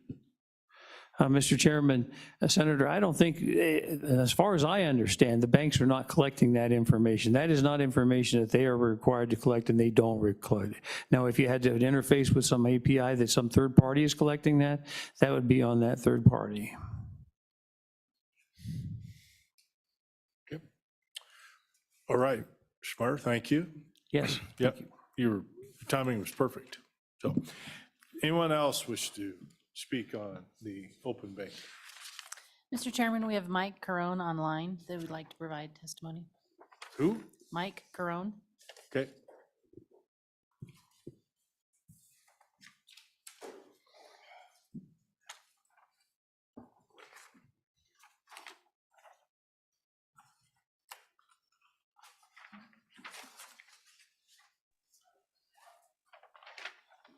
Good afternoon.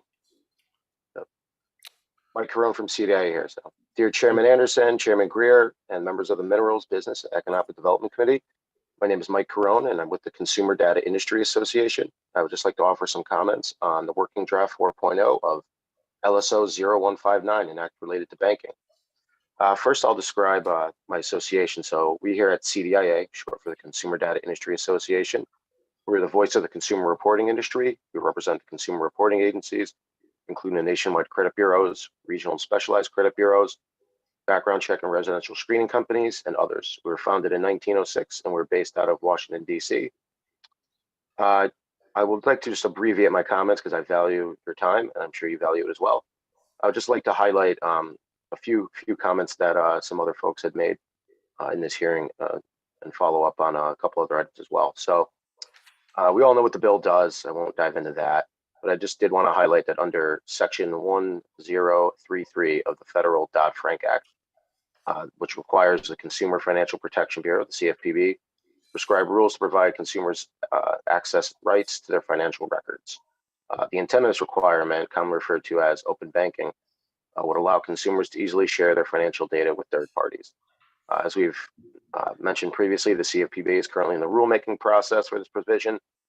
Back in November of 2020, the agency issued a notice of proposed rulemaking, and just yesterday released a proposal that is under consideration for a small business review session later this year, which is necessary to draft proposed rules.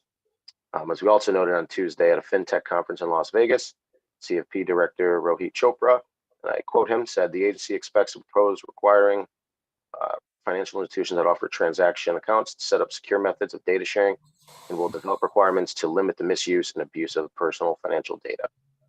Director Chopra noted the intended goal is to propose a rule in 2023 and hopefully finalize it in 2024.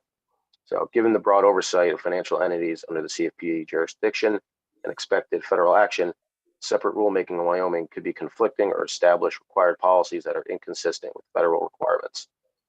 Further, as drafted, we are concerned that the requirements in the proposed legislation would place barriers to consumers sharing their financial information. The draft requirements that a financial institution obtain the consumer's express written consent, along with a required application program interface, an API, could establish multiple consent obligations for a consumer. A quick example I'll give here is that a consumer using open banking could establish consent by entering their credentials through an API. With a separate written consent standard, the financial institution may need to maintain separate consent from the API process, placing barriers to consumers accessing and sharing their financial records. It would place unnecessary obligations on state banks that other financial institutions would not have. If this legislation were to move forward, the committee should consider amending this provision. With regulatory uncertainty as the CFPB establishes rulemaking and the risk of conflicting requirements on consumers and financial institutions, we encourage Wyoming to monitor the open banking environment. For these reasons above, CDA opposes this bill as currently drafted, as it would have unintended impacts to consumers, citizens, employers, businesses, and the financial systems they access on a daily basis. So thank you for the consideration of our comments, and I'll be happy to answer any questions you may have.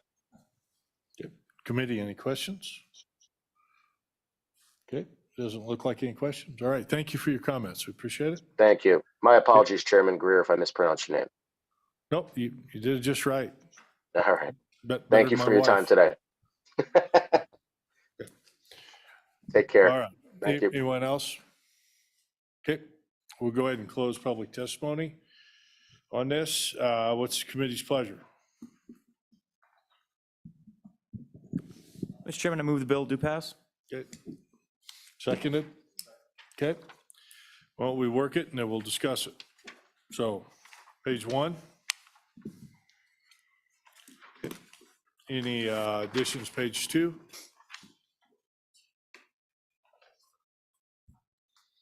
Page 2, line 14.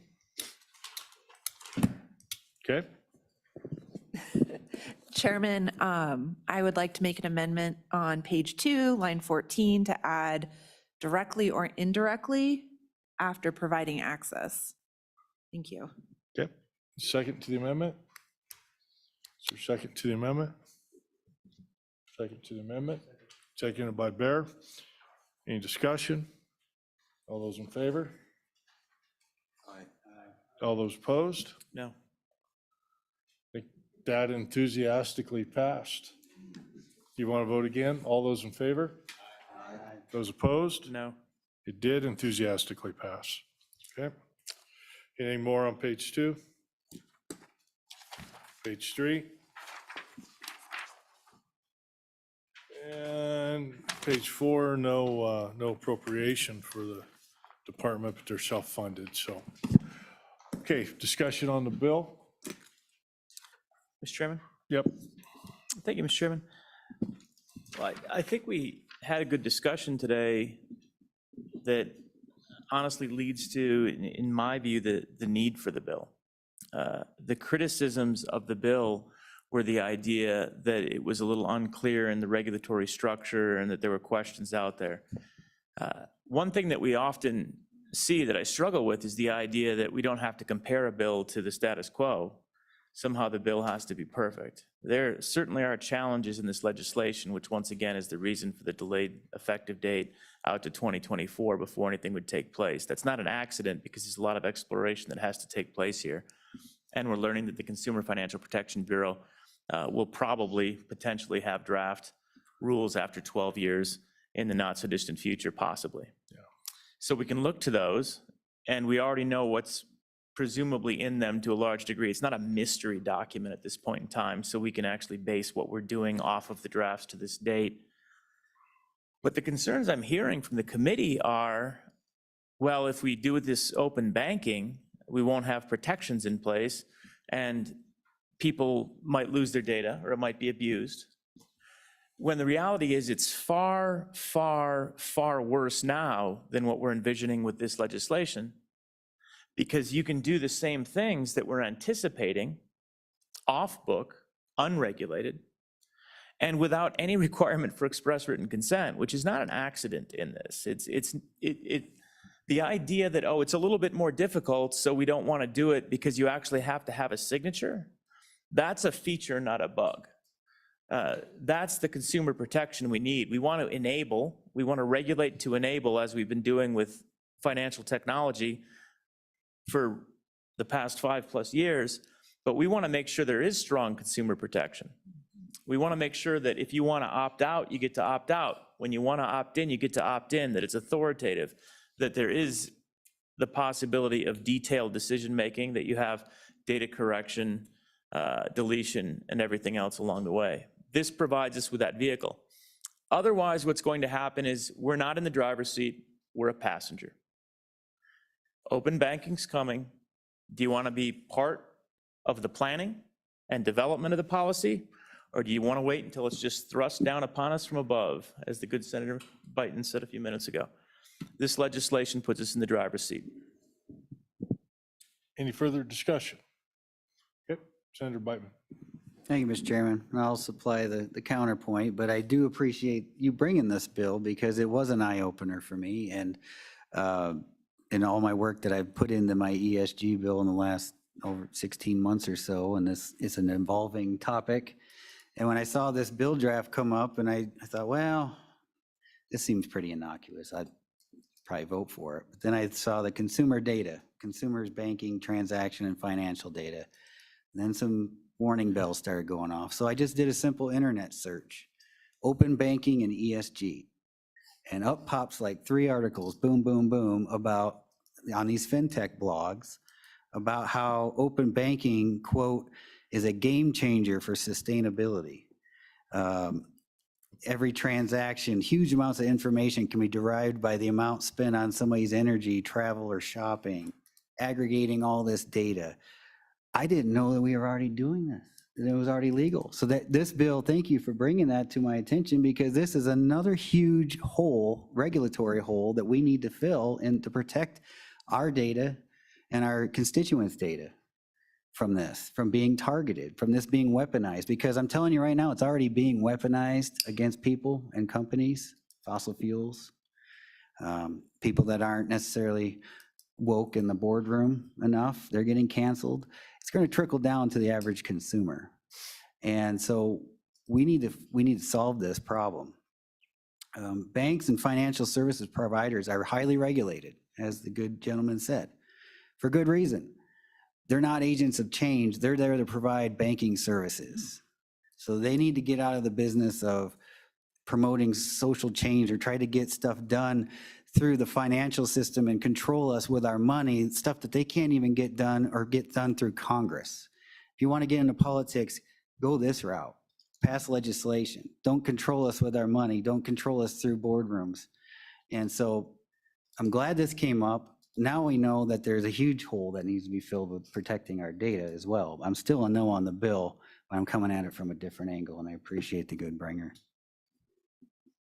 Yep. Any further discussion? Representative Gray.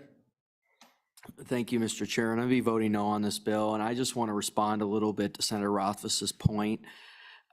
Certainly understand his argument, which I think is creative, but I view it as the opposite way, which is when you put something like this in statute, it just basically codifies it, becomes an invitation for them to engage in this sort of practice. And you can say there's guardrails or whatever, but I don't think they're very strong in this bill. So I'm going to be voting no. Thank you. Okay. Any further comments, discussion?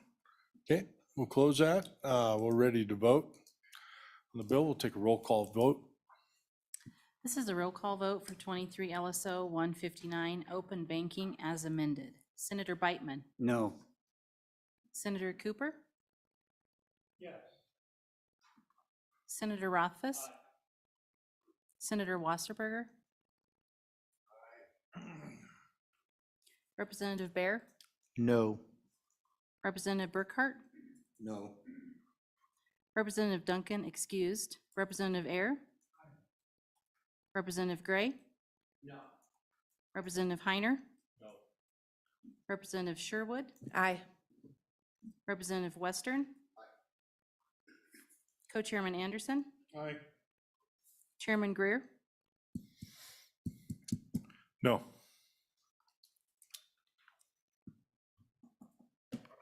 Seven ayes. 6 no. Should be lots of discussion. I would also point out to Senator Beitman that the bill title says open banking, which makes it very amenable to very nice protective amendments.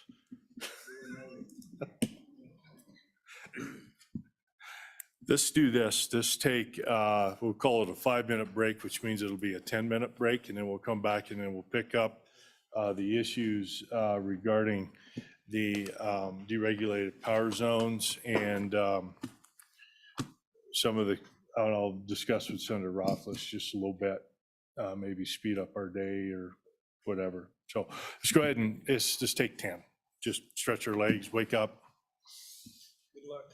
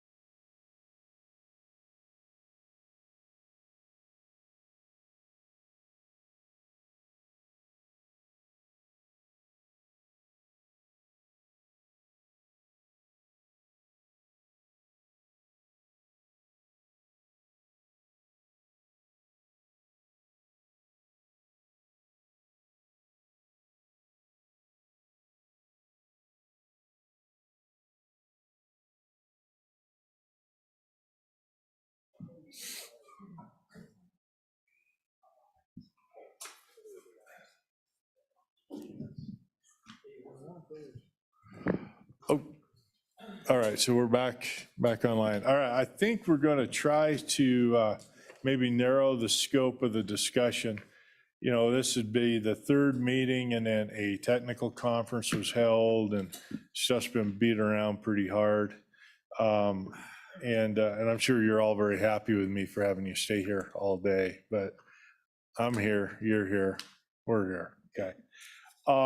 The chair would entertain a motion with respect to 23 LSO 52, right? Direct utility, or direct electrical utility surface agreements, to table it?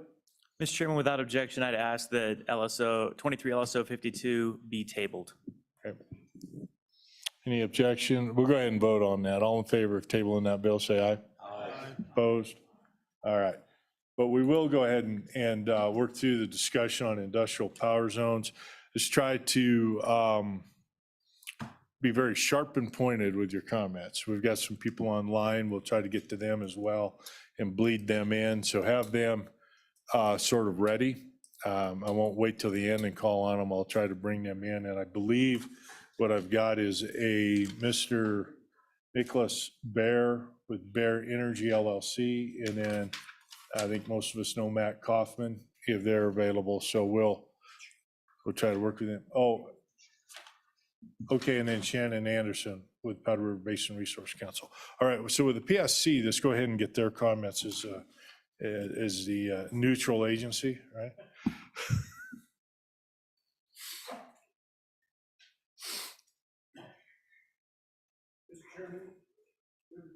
It's not on. Chris, could you turn your, yeah. There we go. The green light. Mr. Chairman, members of the committee, I'm Chris Petrie, Chairman of the Wyoming Public Service Commission. As it was mentioned, we've had quite a bit of time to examine this bill. And I want to start off with a couple of things that I would characterize as technical concerns with the text of the bill. And starting off on page 5, lines 19 and 20. That's starting off there and ending there. I believe that there is a problem with the use of the term electrical service capacity in line 2. And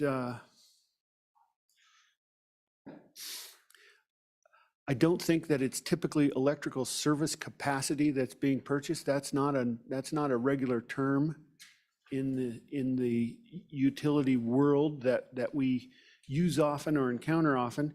And I think that the intention there is probably that it is just referring to electric service, that it is not purchasing the electricity to replace electrical or existing electric service. And then in line 20, beginning with commissions, I believe that that is meant to be a reference to the Board of Land Commissioners, because this bill doesn't provide for the Public Service Commission to approve these zones.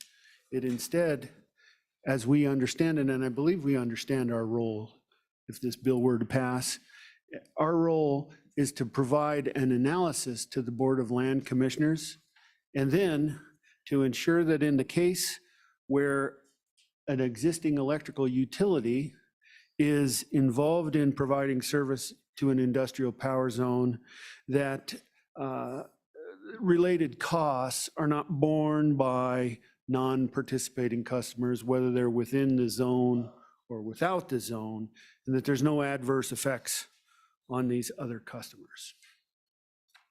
So I think that those are two items that could use some attention and discussion. I would just add that this role, depending on the somewhat unpredictable level of participation in creating these zones, this does stand to create some additional complexity in utility rate-making affairs in the process, and assuming that you get public utilities involved in providing service there, then there's a list of assurances that the Public Service Commission would need to make in rate-making proceedings to be sure that there was no unfair saddling of non-participating customers with any costs, or that there were no adverse effects that would befall those other customers. And of course, this is the sort of work that the Public Service Commission does in its normal course. Our job is to make sure that public utility service in the state is available at just and reasonable rates, that it's safe, that it's adequate, and that it's reliable.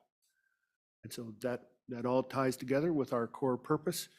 And I believe that we could do that, although I would warn you that we have our people pretty much fully occupied with our current tasks. And so that'd be something that we may have to address later.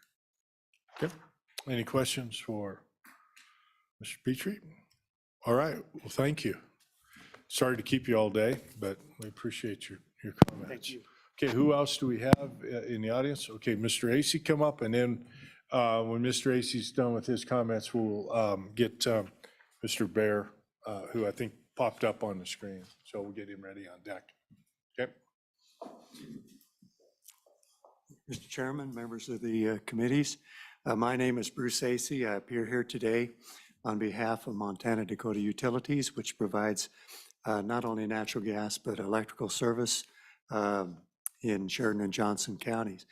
You've heard me 3 times on this bill, so I'll be very short, particularly given the time of the day. And I did, quite frankly, enjoy my day here, waiting for this opportunity.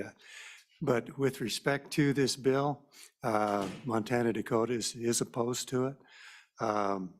We believe, as we've testified in the past, that the existing regulatory scheme that we have is much more flexible than I think has been portrayed throughout some of the testimony. There is flexibility with respect to contracts and tariffs that we have, and we try as a utility to meet the demands of customers who have requests for service. I have indicated before, and it's still our position, that when we have a customer that comes to us and requests service, we try to meet that need, and it's to our advantage to expand, to grow. And as we grow, it's still true that there is an advantage to growth in many respects, so that we can keep our costs low for our consumers. I do also believe that there's flexibility in the existing statute that allows a direct sell in many respects, to the extent it's not a sell to or for the public. And so there is flexibility that I think has not fully been explored, and because of that, we are opposed to the bill. Even as you look at the bill, I would mention a couple things, and that is that it is, in certain respects, a little restrictive on what it does. I turn to one page particularly with respect to the bill.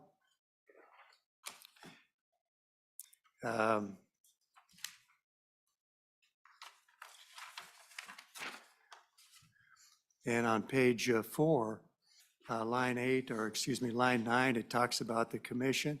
That is a little uncertain as you look at that as to what commission it's talking about. I think it does need to have some,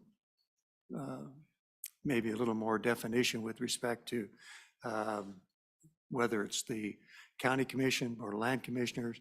It seems a little uncertain. As you go to the next page, on page 5, I do believe that there's too much discretion that is allowed on line 2. I think that can be arbitrary and capricious with respect to the decision-making that is used there. So with respect to the bill itself, I do think, even though it's had a technical conference and innumerable discussions, I still don't think it's ready for prime time. And just as a whole, I think the bill is inappropriate, not necessary, and would urge on behalf of Montana Dakota that it be defeated. Thank you, Mr. Chairman. I stand for questions if there are any. Go ahead, Representative Hunter. Thank you, Mr. Chairman. As a representative of MDU, and I assume you have a certificate of convenience and necessity from the Public Service Commission. As a representative, if someone came to MDU and wanted to locate within your certificated area that was a large industrial user, needed a large block of energy, do you feel like it's your obligation to provide that energy to them, or can you deny them that if it's something that do you feel is more than what you have the capacity for? Mr. Chairman, Representative Heiner, it is an obligation that we have to provide service to those who request it. And if in fact it is a request that we can't meet, it's our position that requesting potential customer can then petition the commission. And if we're incorrect with respect to meeting that request, they can order us to address it. Or the alternative is that if there's an alternative, another potential source, they can pursue that. So there is flexibility, but at the outset, we have a responsibility to meet that load request. Thank you. Okay. Any further questions? Okay, well, thank you. Oh, go ahead. Sorry, Ms. Tracy. Yeah, Senator Cooper. Thank you, Mr. I Chairman. want to call you Senator Ed, sorry. That's all right. Senator Cooper. Mr. Ed. Sir, you just said that they should have an alternative, they should have the opportunity to go to an alternative source. I think that's what we're trying to do here, is provide an alternative source. And it may be in a different fashion than you're talking about, but what alternative sources would you say they had if MDU turned them down within your area? Mr. Chairman, Senator, assuming that there was a request, and again, our obligation is to meet that request, and we would do everything we could to meet it. But let's say the customer was located in a position that we, for whatever reason, simply couldn't meet it. It's 100 miles from a source, and the requesting customer can't provide the funds to connect so that it makes it economically feasible for both parties. That customer could then petition and say, well, we can't do it. It might look for an adjoining certificated territory, certificated carrier to address it, or it's possible that there might be another source that can be addressed. But that's the process that you would go. And that exists right now. And that's what I'm indicating with saying there is flexibility in the existing regulatory scheme. Senator Beitman. Thank you, Mr. Chairman. So if there's a process, what's the timeline on this process? Are there time requirements built into it, or can this thing drag out for months, if not years? Is there certain hurdles that need to be met so the person applying knows that, okay, within a certain amount of days, I'm going to have a decision here so I can make my decision on where I want to locate? Mr. Chairman, Senator, you know, there are certain strictures in the existing statute with respect to rate cases and how fast a rate case has to be addressed. It's my experience, having dealt with the judicial system as well as the regulatory or administrative system, that there is a process that you go through in either system. I believe that the regulatory system on the whole is much faster, but it is developed so that there is an opportunity for both parties to discover evidence if they need to, and to prepare experts and to prepare the evidentiary proceeding. So it does take time. But in the same sense, I've seen in the administrative arena cases that are done routinely in 3 weeks, 4 weeks, 5 weeks, and that's routine. And in fact, if you look at the majority of what the commission does, it is very fast. but there are difficult cases that last a longer time. But still, my experience is that those are going to be addressed more quickly than in a judicial proceeding for the most part. Okay, any further questions for Mr. Acey? Okay, thanks, sir, we appreciate it. Okay, we'll go online with Mr. Bear. Thanks, sir. Honorable Chairman Greer, honorable committee members. Actually, I'm more nervous being online than I would be in person. So thank you very much for allowing me to attend. My name is Nicholas Ian Bear. I'm CEO of Bear Energy, Alliance member and a sole source energy platform, providing owner operators a turnkey solution for what we call ISBL, or inside the battery limit and behind the meter projects. My statements will not surpass the time afforded to the public phone testimony provided to others. I've started my watch at 6 minutes. I'm providing testimony from firsthand success in planning and zoning suggestion for passage, and then the hurdles to project location development, permitting, and construction with long-term operability for first-of-kind projects in Wyoming. I'm providing testimony from, to the most local and youngest affected person testifying today on these important discussions. I'm going to reference the high school students speaking towards the fantastic work apprenticeship program. Mr. Glassick said it best, I'm paraphrasing. I love to build. To be able to build with opportunity is what I needed. Ambition and desire were available. He needed opportunity and someone to want to work with him and provide immediate opportunity he can rely on. Then he can do a 10-year plan to gain equity, own the business, build a home, have a family. As a power producer, owner operator, soup to nuts, here are the challenges and opportunities in Wyoming from our platform perspective. And it's exactly the same model and supports the model above first of these homegrown students. Almost no to little industrial building is available for producers in the state due to the fact of how long it takes to get a power generation supplied to your facility. Power producer applications are $75,000, and the fee is for 24 months and a cluster study to get approval to put power on a line, let alone to get a PPA from someone with a firm date that may incur liquidated damages when you don't get approved in permitting.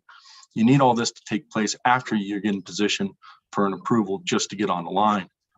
Now the kicker, you have to use the published rates by the utility only every 2 years, and not very well, it sounded like today, are accurate. Again, paraphrasing by the PUC delegate. Cluster Finance Review, Honorable Chairman, to the Honorable Senator Riftwick's comments during the testimony. Owner operators, the types of clients that Bear Energy represents versus project developers. Typically, private equity firms builds a project and funds the construction and has an exit in 4 years. Only while the offtake is the creditworthy requirement with a wrap from an EPC, so the OEM completes the obligations of the contract in open source technologies, and that has to be then received by a senior loan. And those come late in a project development timeline and cost. To the review of the creditworthiness of a project developer, they're usually first in. They take big risk and are good at project identification and risks. And the issue, Honorable Chairman and Senator Rothfuss, that hangs up these types of cluster reviews because they typically are reviewing project developers. And those developers typically live project to project. They're passionate about getting things ready and then moving to the next opportunity for success. If they take a loss, they often go broke. And they typically provide private equity the projects they can safely invest into the project until it receives an offtake agreement, and then sell that private equity for detailed design production is typically not going to pass a tabletop review of creditworthiness done by a CUP, because it's usually backed by an offtake agreement in later steps after development that leads to the success of projects. These studies for $75,000 completely obscures the model we have in this country for developing projects, hence why BE presents a different model. Once a private equity owns a project, then they typically sell it and exit the project in short order. And the buyer often an insurance bond, typically for pensions. Once they exit private equity after construction or shortly after, these differ, however, they're not much differing. Lots of movements and competing interests from management to staff on site shifts and affects the community the most. However, the jobs are still available by the new buyer in other cases, but still job losses that amount to job changes and or decreases in employment locally, i.e. biorefineries as an example. With this investment, why did they have to have growth cuts? Great question earlier by the committee to one of the refinery producer representatives, and I believe it's to the supply of green hydrogen. We will go into more of that detail in just a moment. Permitting. Private property rights are at risk in Wyoming and the United States as a whole, and they're under assault from all directions, and that may be only in certain counties to start with. However, it's a cancer, and a scary one at that. One for individual property owner rights. In Wyoming, And across the United States, it's a declining right. If successful in Wyoming, it's a complete threat to the private property rights in the United States, as you are, according to the popular depictions by Kevin Costner, the last ones standing. In all honesty, and in this knowledge is hard earned and learned, you can achieve permitting, planning, and zoning, spend the cost to get an engineer before an offtake, and then be denied by a commission, regardless of passing the requirements, only be denied without compensation or consideration and with meeting all the requirements. This happened to a Bear Energy client, and to many you all know in Wyoming. Think of it. They could turn down your residential home after it had its initial drawings, financial support, construction. It was ready for construction, colors, types, bells, whistles, planning, and zoning, only to be denied at the commissioner's level. And the permitting it takes to get it through was substantial. Perhaps it's a question of capability to review and approve after planning and zoning. Perhaps you need to allow counties and cities and ISBLs behind the meters to outsource permitting so that you can get approvals to committees of which they can rely upon confidently. Credit worthiness. My review came back. I lived in a barn on a farm, of which my ex-wife and I were still good friends, but I was in the middle of a divorce. The point being, I'm the CEO and CEO of my own platform, meaning I make the decision. I have no board. The mail comes to my home office. However, we were approved by a major bank and Know Your Customer for our Texas projects, of which we are announcing some major announcements tomorrow. To put it into context, we put on order $100 million, and that will be announced tomorrow publicly. So, and moving forward, you export 80% of your power. You only have 500,000 people, yet the utility doesn't have to guarantee price, forecast, or reliability to your internal customers that are your ratepayers, the ones that are utilizing these air conditioners you speak of, Honorable Commissioner. What is happening is that they're required to do it for the industrial producers. Well, for us as an inside battery limit producer, we have to have an A-rated offtake with an A-rated guarantee. Those are on 10-year contracts. So we provide 10-year long-term jobs, 10-year long-term reliability. We work with the local banks. We build it from ground up with the community. And right now in Texas, we're leading green hydrogen. In the refineries, when we took the refinery day, what we heard from hydrogen from Sinclair directly during their leadership day in Carbon County was that their limiting problem is green hydrogen with supply. And not long after that, they cut 80 jobs in trucking or somewhere near that.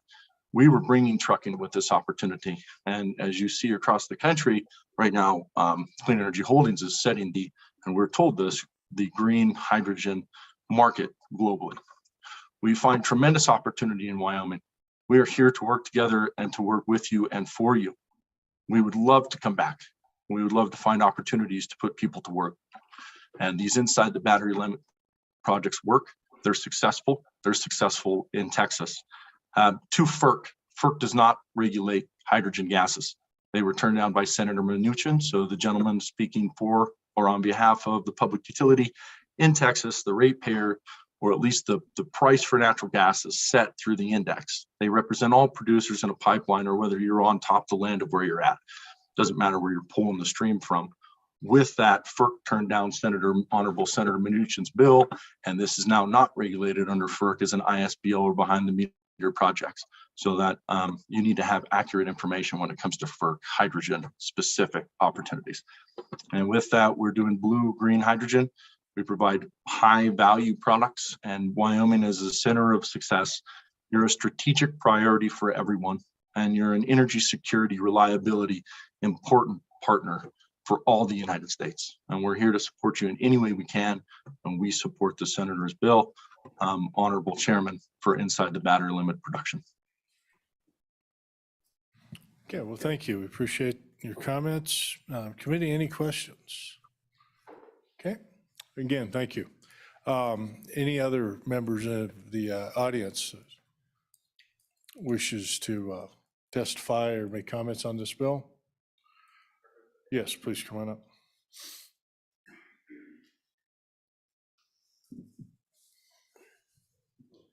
Thank you, Chairman. My name is Anthony Ornelas. I was recently appointed as the interim administrator for the Office of Consumer Advocate. I think. Pull the microphone, sorry. Yes, sir. As the day goes on, my hearing gets worse, I think. Understood. I believe most of you guys are aware of our role as an agency to advocate on behalf of all consumers, from industrial consumers down to residential. In that vein, one of the things that is concerning to me regarding the proposed legislation that's in front of you is how it has evolved. And earlier, Senator Cooper spoke about this was designed as an alternative to where the regulatory process is not able to serve some of these unique load requests, such as blockchain or crypto mining. And it seems to have now turned into more of a catch-all for large industrial, large power loads. And with that, one of the issues that is of concern to me is the idea that we are now considering this area where we are asking utilities that are regulated to potentially serve in an unregulated capacity within these zones. I think this creates a few unique risks or considerations that I'm not sure the bill has fully fleshed out. And so I would just go over those real quickly with you. The first one is if you have a regulated utility that is then able to serve an unregulated entity within this zone, I think it could create a kind of an adverse dynamic in how our regulated utilities do resource planning for the non-participating or the remaining retail customers. And this was mentioned in this morning's comment. It creates an opportunity for quote unquote cherry picking. If a utility has an opportunity to serve one of these large loads, but also has a resource need to meet its existing customers, I'm concerned how we define or how we protect in selecting which group of customers gets the best asset, the cheapest asset, the least cost and least risk, which is a common nomenclature we use. Another point of concern that I have that I don't know that's been fully fleshed out is whether or not the entities or the resources to serve these industrial power zones would also be required to participate in the planning reserve requirements utilities must undergo in order to balance their load and resource mix.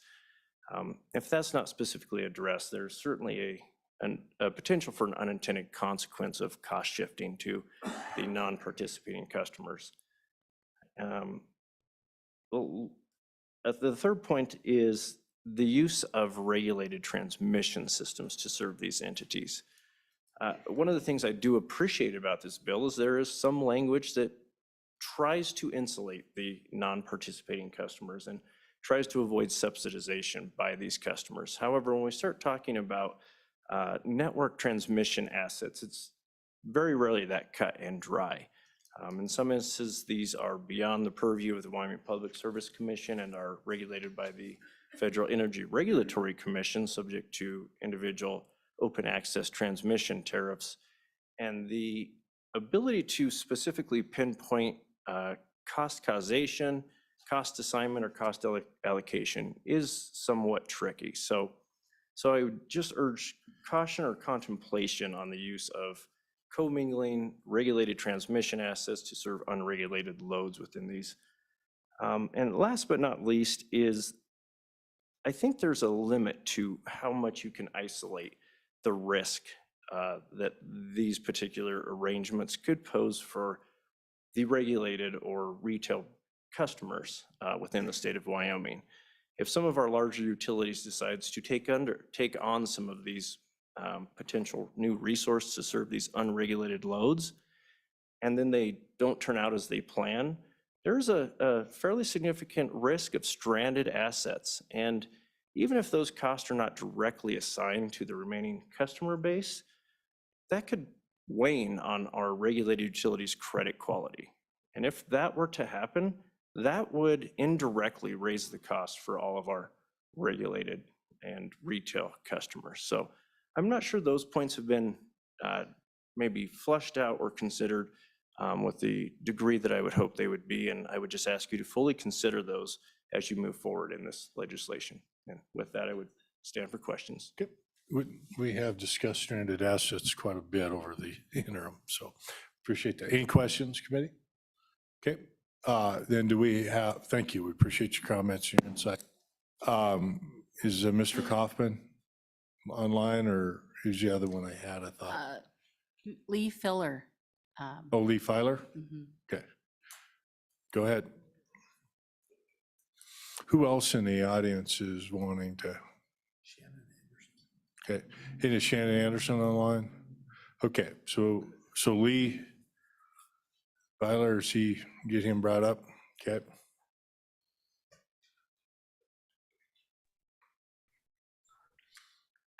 Mr. Chairman, did you call upon me? I did. Lee, can you turn on your camera? Yeah, I'm getting there right now, Mr. Chairman. Okay. All right. There you Get your pants pulled on. Thank you. go. Sorry, yeah. Yes, Mr. Chairman, thanks for taking my testimony here today. I want to talk a little bit about, but there's a lot more I want to talk about than just the one bill with those utility zones. But I want to say, first off, I'm in support of the industrial power zones bill. There's probably some questions I might have later that I might email Senator Rothfuss about it and Representative Western about it, being there on the blockchain committee. Anyway, Mr. Chairman, I wanted to bring up a couple of the points that, some of the other people folks have been talking about this bill, as far as stranded assets, those types of things. One thing I think we have to understand and educate, because I work, I'm a co-owner of Crypto Night Hosting here in Cheyenne. We actually are operating 10 megawatts of power in Laramie County right now. We just broke ground on another 30 megawatts of power. But the one thing about, or at least I can speak for our company, is most of the crypto companies that come in to do the mining usually pay for the infrastructure even through the utility. So when we look at as far as stranded assets or anything like that, or what the utility would actually have to put it forward as far as their money to provide us the power that we need to do our services, a lot of it is pretty much paid for out by the crypto mining company. And another thing that was brought up was an alternative source. When we start talking about alternative sources of getting power, most of our municipalities and our counties and stuff in Wyoming are pretty much have one source of way of getting power from the grid, and that is through whatever utility company services that area. We went through the BCIS rate process here in Cheyenne with Black Hills. Unfortunately, we did not receive that through them, and even though we procured land and everything like that to do everything, so we had to go a different route and go with another utility company here in Laramie County to do our work. So the alternative source is still kind of up in the air when that gets brought up, unless you want to generate your own power somehow. I believe Senator Biteman was saying that there was a problem. It takes a lot of time to get these processes through so that we can get up and operate. He's absolutely correct. In Wyoming right now, if you're working with any utility, it's not I think I heard somebody say 3 or 4 weeks. I wish. It took me over a year to get my contract over the FERC. And that was a lot of negotiation, and it took well over $1 million of our funds in order to even get that contract to FERC. So it's a lot of investment on our side to get that going, but no, it's definitely not a short process. Senator Brightman was absolutely correct. Another thing we got to remember too, that was brought up about being able to supply the energy to whatever company in these industrial zones. Well, as we all know, we can keep throwing out the 85 or 86% of the power that's leaving the state of Wyoming. So there is the possibility of those power, but we also got to remember that if they were actually selling that power in those industrial zones, the tax revenue that the state's receiving off of that, because once it crosses state lines, we no longer receive that revenue in the state of Wyoming. And as of right now, with our fossil fuel industry, our coffers are not as well as they used to be. So this would probably, be a good way of diversifying the coffers in the state of Wyoming. Other than that, Mr. Chairman, since we're not going to really discuss the previous bill, that's pretty much what I have right now. Love to invite you. I'll send you an email. Love to invite you to Cheyenne to come see our facilities and stuff like that. If you guys have any questions, I would love to answer them for you, Mr. Chairman. Okay, thank you. Senator Rothfuss. Very briefly, Mr. Filer, I think everyone would benefit from knowing how much power you actually have lined up and what you would like to aspire to. I think that's useful information for us. Mr. Chairman, Senator Rothfuss. Absolutely. Right now we have 10 megawatts, like I said, up and running. We just broke ground at Archer, Wyoming for another 30 megawatts of power. As a matter of fact, I'm in our construction trailer right now out here. But we also have the potential that we would actually like to go up to at least 100 megawatts here if we can get it to the point where we can actually negotiate, get contracts through a little bit quicker. And then, you know, if we can actually have that 100 megawatts, we're looking at 80 to 100 full-time good paying jobs here in Laramie County that pay at the lowest at $56,000 a year to start. So, I mean, it's a good, you know, revenue stream, and it's also good for our communities and diversifying our economy. Okay. Yep. Representative Western. Thank you, Mr. Chairman. Mr. Feiler, just make sure I understand correctly. You've got 10 megawatts up online right now. And who is the utility providing that power? Mr. Chairman, Representative Western, right now that would be High West Energy. Mr. Chairman, follow up. Mr. Feiler, from the time initial contact started, from the time that electrons started flowing, how long was that time period? Over a year. I'm sorry, Mr. Chairman, Representative Western, it was over a year before we actually turned power on. One more follow-up, Mr. Chairman. Mr. Feiler, from the counterparts that you have in other states, North Dakota, Montana, et cetera, Texas, since we're all talking about them, how long has that process been for them? Mr. Chairman, Representative Western, anywhere from 6 weeks to 3 months, they're pretty much building and getting ready to turn on power. Mr. Chairman, so in as little as a fifth to a third of the time than what it took you? Mr. Chairman, Representative Western, that is correct. Thank you. Okay. Any further questions, comments? Okay, we appreciate it. Thank you. And, Thank you, Mr. Chairman. All right, get back to construction then. Right? Okay. All right. Anyone else testify? Okay. Anyone else online? Okay, we'll close public testimony. Senator Rothfuss might be able to hang around. What is the committee's pleasure?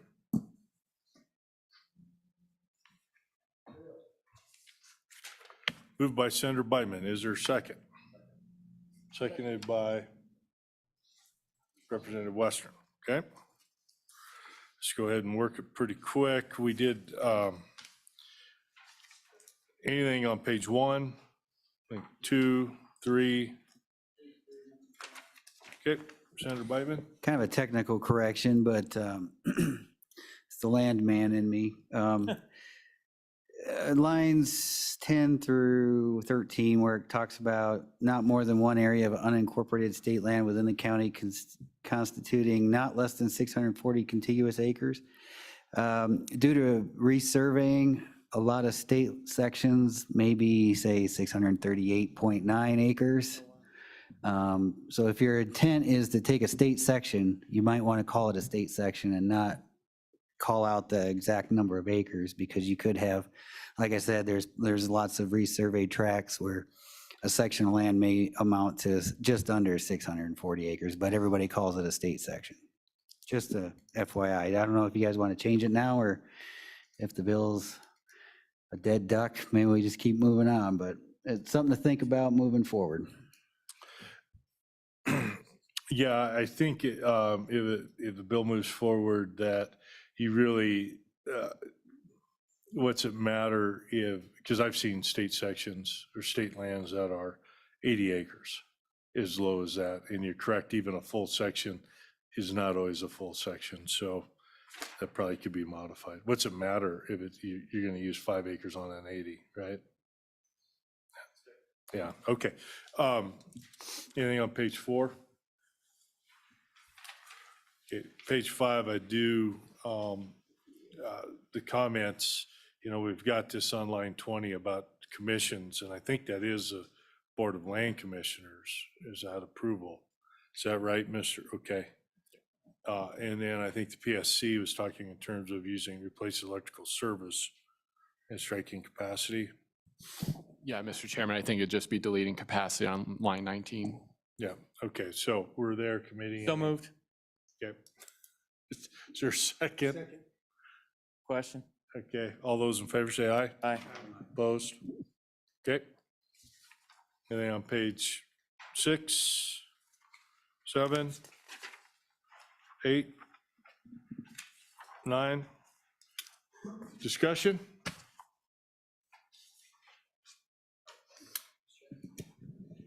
Senator Rothfuss. Thanks, Mr. Chairman. And again, we've been through a lot of this. I appreciate all of the involvement, engagement, and testimony that we've had. I'm not surprised that the regulated utilities don't like this legislation. That's fair. It's fair of them not to like this bill. But at the end of the day, it doesn't deny the need for legislation that tries to address what is not necessarily a common problem, but a significant problem, where we have large power demands and we don't have a system that is readily adaptive to those demands. I've been asking for now a couple of years on this topic, if not this, then what? And so there's criticism. There's a lot of fear, uncertainty, and doubt around deregulation, as if this was a wholesale deregulation of the utility, which is what it tends to be characterized as, because there's justified concern when that takes place. The intent of this legislation is a scalpel to provide an opportunity of effectively an island that can have exceptions to the regulated utility structure to address specific interests. We heard some about crypto mining, but it is much broader than that. The intent is for whether these are industrial parks or anything else that's a large power consumer. We know that in Wyoming, there is no ability to produce power by one company and sell it to another company without having to go through the PSC. That is wildly limiting. And we tend to say, well, it's worked for everything so far, based on the assumption that we look around and we consider it a success story. We don't have any significant growth in massive power consumption around the state and in projects looking to the state because we don't have the ability to be flexible like this. We have a very small number of successful projects from very large pockets that are capable of getting this done because they can bring their own internal resources. So if we don't pass this today, the challenge would still be out there. If not this, then what? Because we know that there are real problems out there. And it is true that these are not seen as problems by our regulated utilities. These are seen as success stories. Because when they look at it from their own perspective, from their business model, from their corporate structure, it is a success. But they don't represent the people of Wyoming. We do. And this is good for the people of Wyoming. Mr. Co-Chair. Mr. Chairman, I'm a no on this bill. There's not too many bills that we spent more time on, more committee time, more time with all of our suppliers and everything to discuss this, to try to make it into a bill that everybody could agree on, and we still aren't there. There may be a chance it could be there if they get the approval of some of the suppliers, but right now they don't have that, and so I'm a no. Any further discussion, committee? Okay. Well, with that, sensing we're ready to vote, we'll go ahead and take a roll call vote on 23 LSO 50, draft point 5. Senator Beitman? Senator Cooper? Aye. Senator Rothfuss? Aye. Senator Wasserberger? No. Representative Baer? Aye. Representative Burkhart? No. Representative Duncan excused. Representative Ayer? No. Representative Gray? Aye. Representative Heiner? No. Representative Sherwood? No. Representative Western? Aye. Co-Chairman Anderson? No. Chairman Greer? No.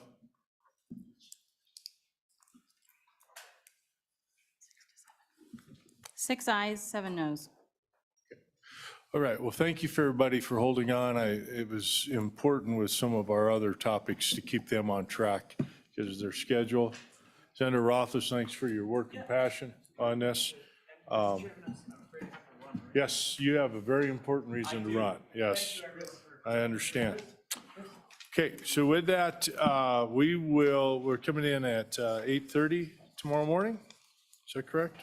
That's correct. I lost my agenda. That's correct. Okay, we will adjourn till 8:30 tomorrow. Thank you.